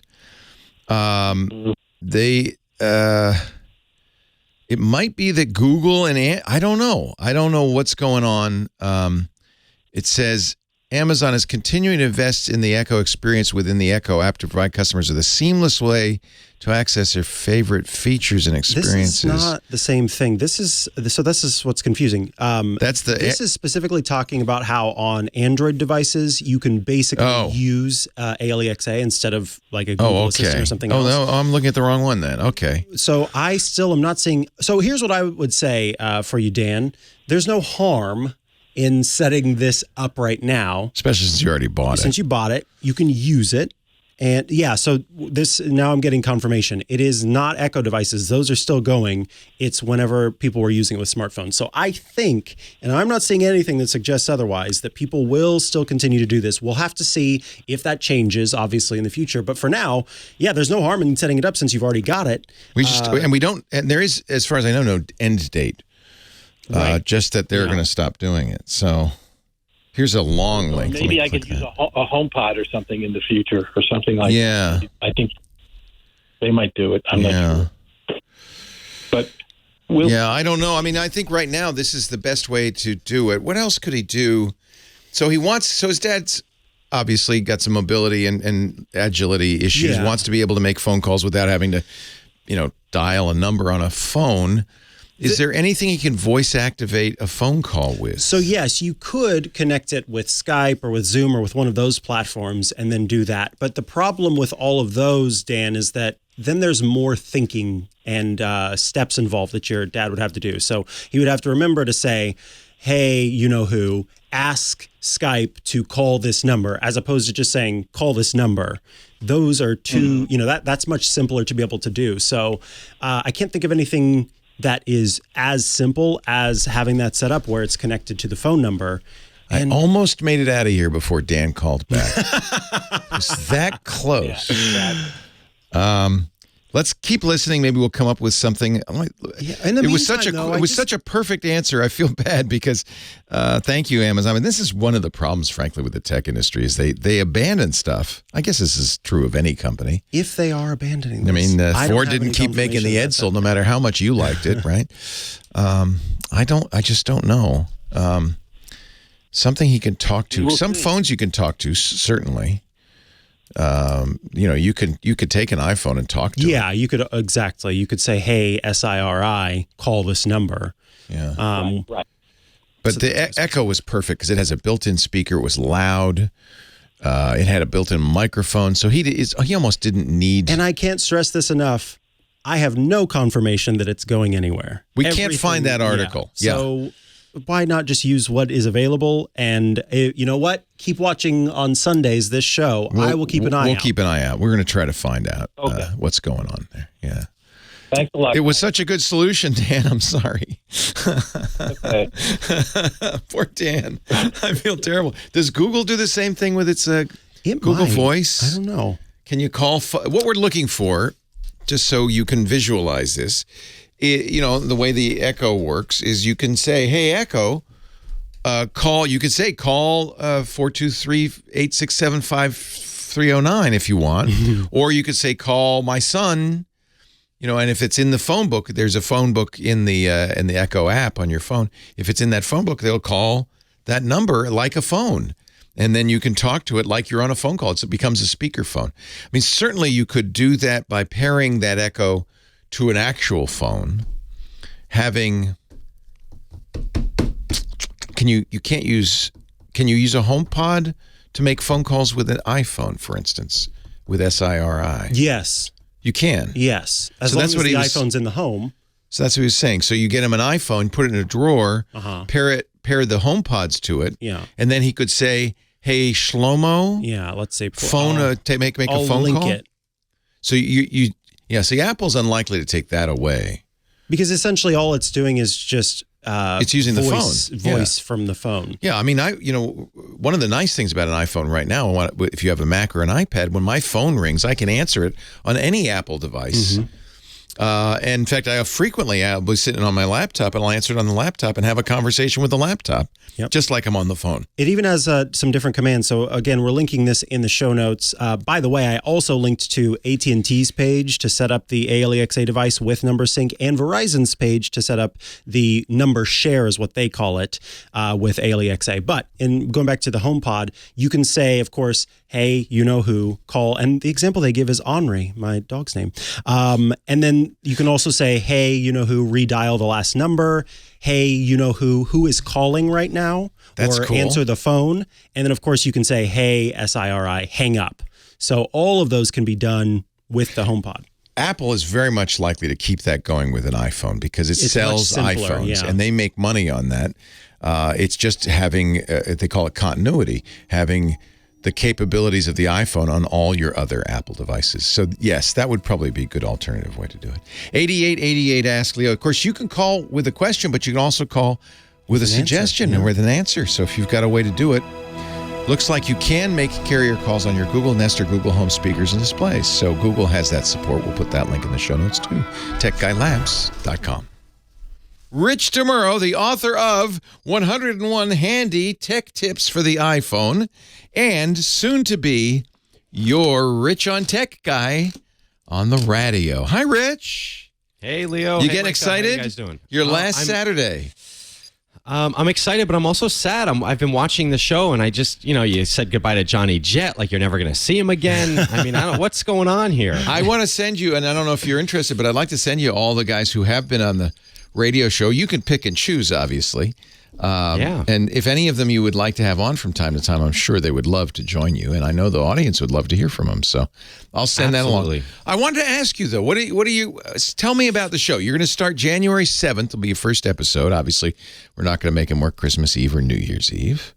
Thankfully. Yeah. So January 7th, it's a good week to start because it's the Saturday following CES in Las Vegas. That's the big consumer. And you're electronics going this year, right? And I'm going. I've gone for, I think it's been, they actually had one year where they put a little tag on your badge that said how many years you've been going. Yeah. And everyone was like saying, I think this is wrong. Like, cause mine was like 10 years. I was like, I'm pretty sure it's been 11, but their system's only, if you register under different emails or whatever. Anyway, long story short, it's been a while. And so the first show should be pretty easy because there's going to be so much to talk about. Yeah. In fact, when I started doing this show 19 years ago, that's exactly what we did. We went to Vegas for episode 3 of The Tech Guy, I think it was. Oh, wow. Yeah, you can actually, it's still online, audio only at twit.tv/TTG3, I think is the URL, TTG3. And that was from the 2004 CES. Do you remember 2004? I remember the year, but I was not at CES. How old were you in 2004? Oh my! Don't tell me. I don't want to even know. I don't even want to know. So you, a couple of questions. You're going to be doing the show from the luxurious Sherman Oaks studios of the Premier Radio Networks. Yeah, so the show's going to be live. A lot of people are asking if we're going to do video. We're not going to do video off the top, at least at the beginning. It may come later, but it's going to be live. It's going to be Saturdays, 11 to 2, and we are going to take live callers. We're going to answer questions. We're going to talk about tech news. We're going to talk about gadgets. And also, I'm on KTLA in Los Angeles, so I'm going to kind of take a lot of stuff that I do there and bring it to the radio as well. So if I'm talking about a gadget review that week on TV, I'll obviously go into a little bit of a deeper dive on the radio. Nice. And callers, and also, like you said, guests. I mean, you've had the same guests. We're going to do a little bit more of a rotating cast of guests and try that out and see how it works. Oh, good. That'll be fun. Now, I'm sure you're going to answer tech questions, though, right? You got to answer the phones. Yes, and we do have a phone number, Leo. We did get a new phone number. Ooh. I don't know if I'm at liberty to release it just yet, but it does have, what is it? Is there a name in it? I think Rich is in the name. I do think it is in there. So I think we're going to use more sound effects, though. You didn't use enough sound effects in my like we're going old school radio. Like, whoop. I have a few sound effects I could play. Oh, there you go. Oh, my ride's here. I gotta go. Here's one that I don't get to use very often. Correct. Yes, I love it. Yeah. It's gonna be like the old like Johnny Carson show, just like that's right. That's right. I did you not right, know son. that. You need an Ed McMahon for you for to laugh and stuff. I am pulling up on our website the very first Tech Guy show 001 from January 3rd, 2004. And in fact, the subtitle is "Think I'll Ever Do More Than 9,999 Shows," because I started with 4 digits. No, Smart. Only got to 1953. I'm sorry to say. But I think, because the next show is a month later, Tech Guy 10. Oh. I think there are 9 or 8 missing episodes. Oh, wow. Including the CES episodes. That sounds like a bonus, like something that people, subscribe for. Yeah, if you look for the number 2, you find my salad, but you don't find, which has been missing since 2004, I believe, so don't eat it. Whatever you do. Okay, so no video. It will be live. You will have a special number. Yes. There will be a podcast. People are asking, can they listen to the podcast? Like, what if I'm, doing gardening or You're something? already doing the Rich on Tech podcast. podcast. Same place for that? We'll figure that one out. Okay, Not listen sure. to the show January 7th. All will be revealed. Rich, here's the keys. Enjoy. Oh, thank you. Leo Laporte, Mikah, Sargent. More to come right after this. Hey, I got the keys to the show right here. You can just take over and just leave them right there. I'll leave them here. I don't think the slide 'em tank under the isn't door. filled, but well, I always return it with a full tank. I was taught well. Very well taught. Good. Yes. You don't return the car, with like 1 mile to go. Empty tank. You return it with No. Well, actually, during like the last 6 months, I'd probably leave it the way it was because the gas prices were so high. Yeah. If it's at 3/4 of the tank, you leave it at 3/4 of the tank. Yeah. No, the best is when you return the rental car and you're like, do I fill it up now, like 20 minutes before I drive to the airport? And then I it's hate like that. you're just looking at the little thing to hate make sure that. it's not going. I always past buy the tank of gas just so I don't have to Do worry you? about that. Yeah. I had to do that a couple times. It's so expensive. It's expensive. I know, but there's no reason for it. It's like, why should it be that expensive? Hertz, come on. Come on, Hertz. Come on, man. Not cool. So, I want to know what the number is. I guess I'll just listen. Oh, come on. It's a good number? We know, Leo, you will not be listening day one. You're going to be like sleeping in. Oh, I'll be at a like, brunch. Are you kidding? Is it 8888? What's the toll-free prefix? Is it I believe it's 888? 888. I think so. Yeah. I think they're out I haven't gotten confirmation that that's the number, but that's the one I like. Oh, I'm so glad you got a good number. Did you give him my rundown? Did I? Yes, I texted you the rundown. Sweet. I have to email you the app. Do you want Windows or Mac? Or I'll just send you both. You get to choose. Yeah, send me both. Yeah. Don't. And someone actually, a viewer or a listener, I guess, sent me an app they wrote. That's actually a good app, but it's a little complicated. It's a web-based app, which is nice. Yeah. But as you could see, it's a lot to you just want, what you want is a big number so that you can look at it. And say, I got 2 minutes, 45 seconds left. That's what you want. You don't want a lot of buttons. Yeah. The only issue with this will be if they change the clock. I'm sure Laura, are they going to change the clock? No. The clock will be the same. Okay. Yeah, someone like, people, they find, your listeners are crafty. They find a lot of stuff online. Oh, God, they sent me the log. They're like, here's your show log. I'm like, how do you have this? I don't even know this. Premiere publishes it. Yeah, okay. So, and by the way, we were supposed to practice the show for 2 weeks now, and both weeks I was sick. So this is a really good indication of how this show is going to go. You practice? Why do you practice what? You've done it already many times. We got to practice the first show so that we'll just record it and put that out as live. No, I'm just kidding. You're going to use your practice, dress Laura? You're going to rehearsal. practice with Got Rich? it. Yeah. Well, I'll send you the clock, but if the clock changes, I can rewrite it. It's easy to fix it. Please. It's hard coded into that thing, but that's because you don't need a lot of buttons changing it and stuff. I guess I could rewrite it with buttons, but you just tell me and I'll send you one. It takes 3 seconds to rebuild it with new times. All right. Well, thank you for doing this. I Bless you, appreciate it, Leo. Rich. It's been great. It's been great. And good luck on the semi-retirement. It's not really the internet, the radio retirement. I don't know. I don't know if this internet thing's going to go anywhere, but what the hell? I'll try it. Happy holidays, Rich. This is how Howard Stern felt when he left you radio for satellite. He's like, I don't know. Take care, Rich. Be with your family. It seemed to work out. All right. Thanks, Take guys. care. Bye-bye. Thank you, Professor Laura. Leo Laporte, Mikah Sargent. Micah's last radio show. We're kind of sad about that. 8888 Ask Leo is the phone number. It'll be my last radio show tomorrow. Retiring after 19 years as your tech guy, 46 years in radio. I love radio. I really do. But, there comes a time. I don't want to be one of those, I don't want to be a Tom Brady, greatest of all time. And then he says, one more season. I don't want to be that guy. Yeah. Plus, my wife said she'd leave me if I did. So I think we'll just call it quits tomorrow. One last show. Then Mikah and I are going to we're going to mosey in on Sundays. There you go. Relaxedly in our jammies. We'll have a cup of cocoa. We'll sit down and pipes. Yeah. It'll just be the two of us kind of in a more casual environment. Because there won't be anybody like Laura with a stopwatch in her hand telling us to wrap it up, boys. And we will continue to take calls and so forth. The number 8888 Ask Leo will be retired, I am told. They're going to put it up on the radio station wall. They're going to retire that number forever. Rich is getting a new one, which I'm glad to hear. Yeah. Because it would really be tacky if they kept using 8888 Ask Leo. But the number continues and the calls do too. Steve is on the line from Corona, California. Hi, Steve. Hi, Leo. I'm trying to help my grandmother use her Android phone, and I was looking for like a launcher application that would help simplify things. She's just looking at the text and larger buttons, stuff like that. The first thing to look at is what kind of phone does she have?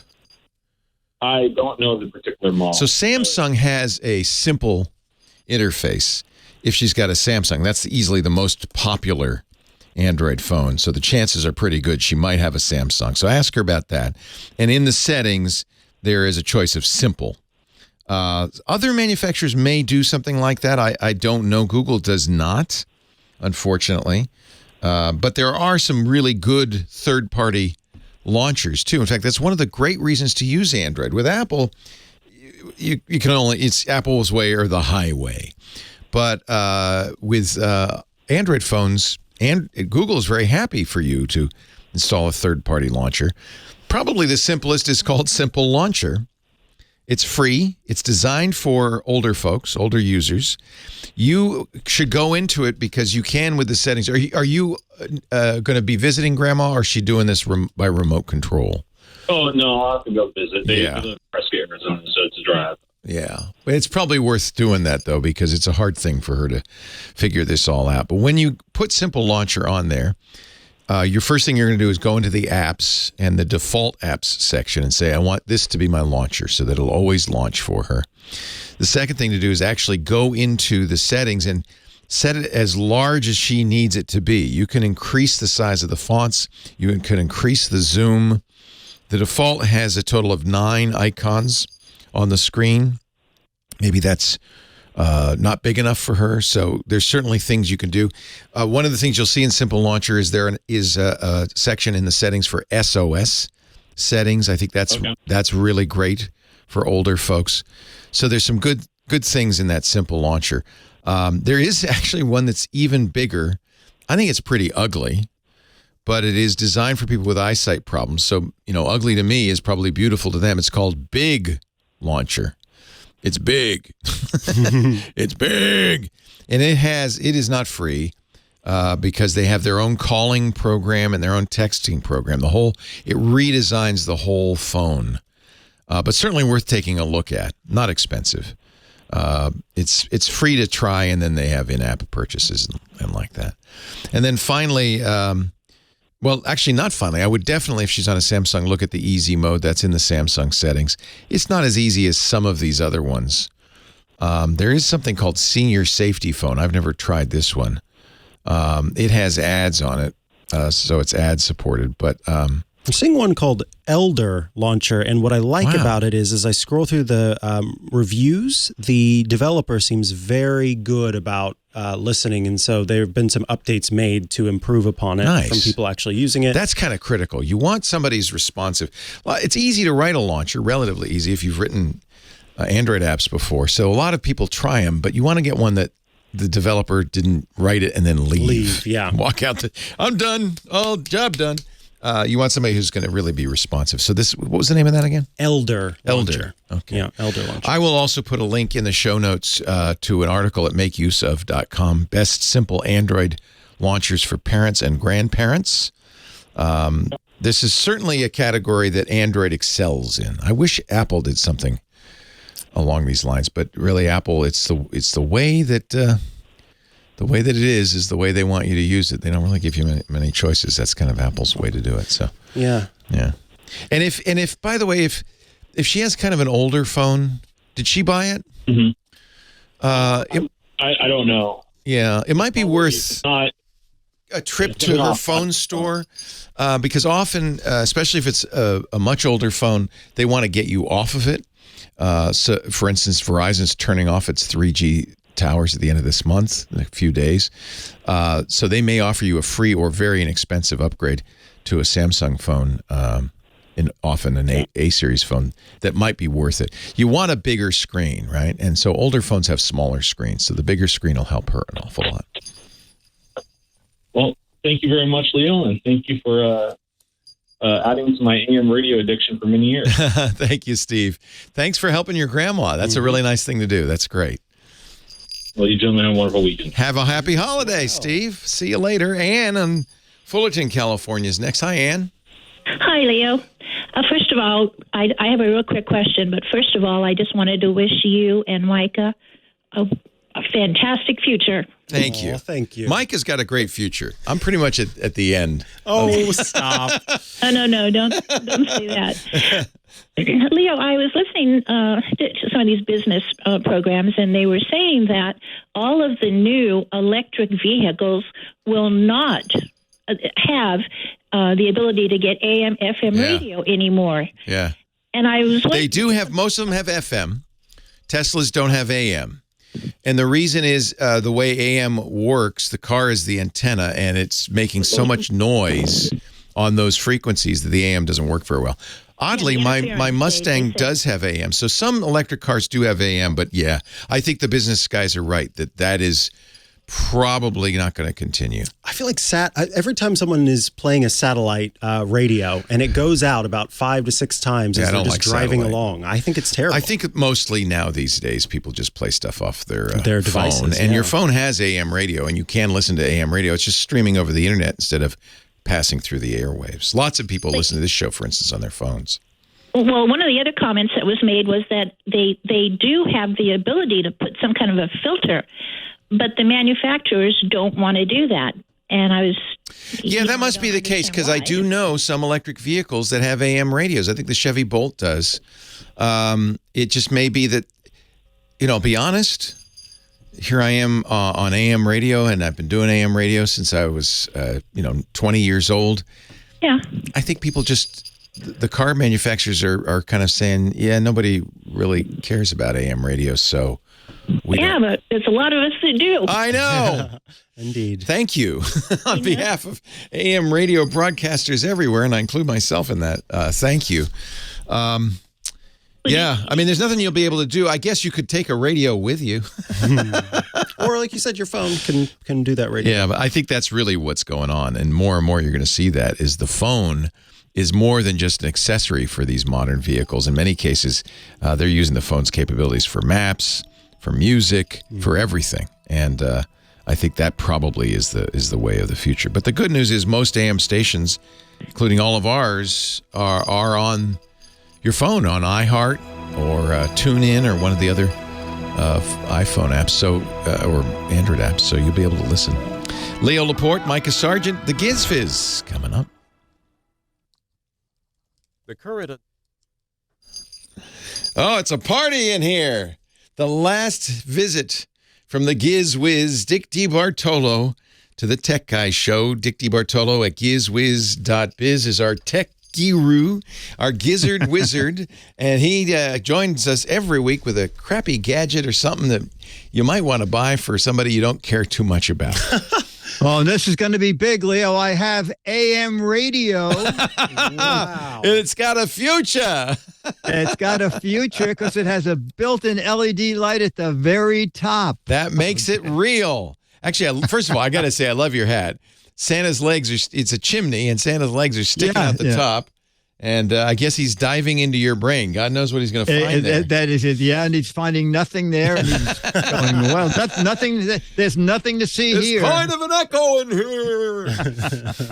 So gizwiz.biz is Dick's website, gizwiz.biz. That's where you can go and continue to go, by the way, to find unique gadgets and games and fun stuff. Okay, so I found something I really like. They're square flashlights, okay? Why square, Dick? Why? Why? Well, you know what? Very interesting is that they have a little stand in the back so you can stand them up if you're doing tasks. Oh, nice. They're incredibly bright, 500 lumens. What a revolution LEDs have been for flashlights. Oh they're unbelievable. Yeah, and it's a little clip, so it goes on a keychain. You were the first guy who told me about LEDs. I mean, you love LEDs, right? Well, wait a minute. I might have come up with some LED gadgets, but I'll never forget this. C. Crane. Do you remember C. Crane? Yeah. You showed the first LED bulb. I know. It was $100. Yes, it was $120. Bob Crane pulled me aside. We were at a dinner, and he said, Leo, I got to show you this. We're going to be making LED light bulbs. I said, no, you're not. He said, yes, someday all your light bulbs will be LEDs. They'll never burn out. And he was right. And the price, of course, absolutely dropped down to nothing. Yeah. And also the first one weighed about 9 pounds. Yeah. Oh, yeah. It had a heat sink in it because they would get so hot. Yeah. Yeah. They've improved on them. Every time I put a light bulb in now, I go to the wife. I say, honey, it's the last light bulb you'll ever have to put in here. This is going to outlast us. I do that too. And she says, I'm younger than you, Leo. Just shut up. I say that. They're going to last a lot. We used to be this light bulb. I'm going to have to change this in a year. Now it's like, well, I don't know when. And not you're for a also long time. saving so much money too. That's right. So show us especially these if you have light bulbs way up where you need a huge ladder. Yeah. I don't want to climb up there. Amazing. Anymore. Yeah, exactly. So these have a little stand. They're square. You could also hang them, right? You can also hang them. Also, I like on Amazon, it says, well, you bought that. How about buying this? So there's another version, which is really ridiculous. They have added screwdrivers. Now, why you need screwdrivers on your keychain? But they have added warm white, which I really like. Also, it's incredibly bright. They're saying 1,000 lumens. Looks like there's a bottle opener. There is a bottle opener. All sorts of stuff on this thing. There are there's 2 slot and 2 Phillips. Instead of just a red-green light to tell you the battery, there are 4 LEDs on the bigger guy to tell you, whether you're 25%. Well, why would you buy just a flashlight when you can get a flashlight screwdriver bottle opener? Is my question. Well, maybe money. How much? And the funny thing is, right before the show, I always check the price. The little square guys dropped like $6 since I bought them a couple of days ago. They're 2 for $12. Oh, they're nothing. Okay. 2 for 12. And the guy with the soft light and the emergency flashing red light, it's 1 for $12. Okay, but would you carry that in your pocket? It seems like it's too big to put in your pocket. You know what? I'll tell you what's wrong with this. They think it's very clever. There's a way on the top to break safety glass, but there's no protection over it. It's just a big spike coming out of the top. It's a spike. So you off put the top this you put in your car. This is for your car. Yeah. This is for your glove compartment. Yeah. That's exactly. Does it have a seatbelt slicer as well built in? It does not. Okay, because I have the device you talked about years ago in my car that has the flashing light, the magnetic mount. That has everything. Everything. I just use my teeth. I didn't know I needed a special. If you get stuck underwater, you can cut yourself out of the car. You can call for help. You can, and it's got the window smashing point and all that stuff. Yeah. Yeah, exactly. Yeah. Exactly. And then if you've been listening since day one, you can have on your keychain that little balloon that knows you're underwater, and it will inflate and float your keys to the top. Oh. So after you save yourself, you'll look over and you'll say, "Oh, my keys are floating." Thank you, Gizwiz. I wish my car came with it, but yeah. You know what? You could put a really floaty on your car, and it would just float right back. if you buy absolutely, I don't know, or 100 1,000 of these things. Yeah, there you go. I was just I'm looking say, at your video. If you go to gizwiz.biz and click the button that says the Gizwiz is the tech guy, he's made a video, and this is the one with the screwdriver. I see. It fits into the side. Yes, no. Because it looked just like it was a head. I just thought it had the bits. And Yeah. it's like, you're going to need just a screwdriver not included. This is stupid. And then I thought, wait a minute, what's that little How heavy opening on the is side? that $12 one? You know what? The little guy was, I think, 3 ounces, and the big one maybe just 4 ounces. It's not terribly heavy. I think it's aluminum. You probably couldn't go through the TSA airport checkpoints with it. I don't know. Maybe you could. It's a little threatening. It's a little scary looking. Yeah, it might be. Yeah, the little square one, you'd be no problem. But the one with the and also I also have on the box. I think that the if you hold the power button in, it jumps to super high bright. Oh, and I have a feeling that, and I tried it on the one with the screwdrivers, and it has that feature too. But I think they didn't realize it when they made it. So now the box has I a believe sticker. The 6. And it now a says sticker 7, over but- the number of. Like, oops, we didn't realize when we sourced this part. That is the had this extra cheesiest mode. thing I've ever seen.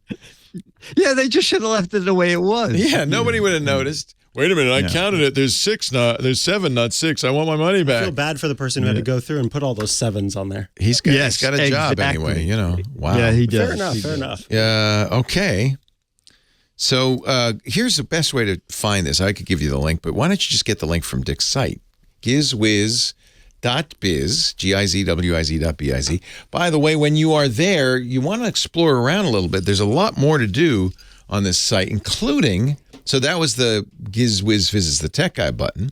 There's also a button that says Gadgets I Showed on World News Now. He does that every month on ABC's Overnight News Show. And there's also the What the Heck Is It contest wrapping up at the end of the month. What is that? What is that thing? I don't know. Has anybody guessed it yet, Dick? Is it? You know what? I looked through maybe the first 30 and no one has it. Oh, good. So, well, yeah. There are up to 18 autographed copies of Mad Magazine, up to 6 for the right answer, 12 for the funniest silly answer, and you're playing for, we just got ours. Soup to nuts. Soup to nuts, the February 2023 Mad Magazine, autographed by this guy, Dick DeBartolo. It's got, how did he get those 8 great tomatoes in that little bitty can? I remember that ad, Dick. Yeah. And I have 3 articles in that issue. So. Nice. Really? Yeah. Nice. Dick, it's always a pleasure. Oh my God, I can't believe this is. I miss seeing you every Saturday. But we're going to see plenty more of Dick. Dick does a show on our network. He's going to keep doing the Giz Fizz. Perfect. I will see you on Wednesdays starting in 2023. Excellent. Thank you. When for you being got here. really great gadgets, send them my way so we can talk about them on. I will. Yeah. I will. Thank you, Dickie T. Hey, Goodbye. So long. Not goodbye. Just see you later. See you later. Now, goodbye, because Mikah his career in radio just ended. Goodbye to you all, Radio. We'll see you all January 8th for the brand new Ask the Tech Guys show. I'll be back tomorrow for a final Tech Guy. Leo and Mikah, have a great Geek Week. Bye-bye. Well, that's it for the Tech Guy show for today. Thank you so much for being here. And don't forget, TWiT, TWiT. It stands for This Week in Tech, and you'll find it at twit.tv, including the podcasts for this show. We talk about Windows on Windows Weekly, Macintosh on MacBreak Weekly, iPads, iPhones, Apple Watches on iOS Today, security on Security Now. I mean, I can go on and on. And, of course, the big show every Sunday afternoon, This Week in Tech. You'll find it all at twit.tv. And I'll be back next week with another great Tech Guys show. Thanks for joining me. We'll see you next time.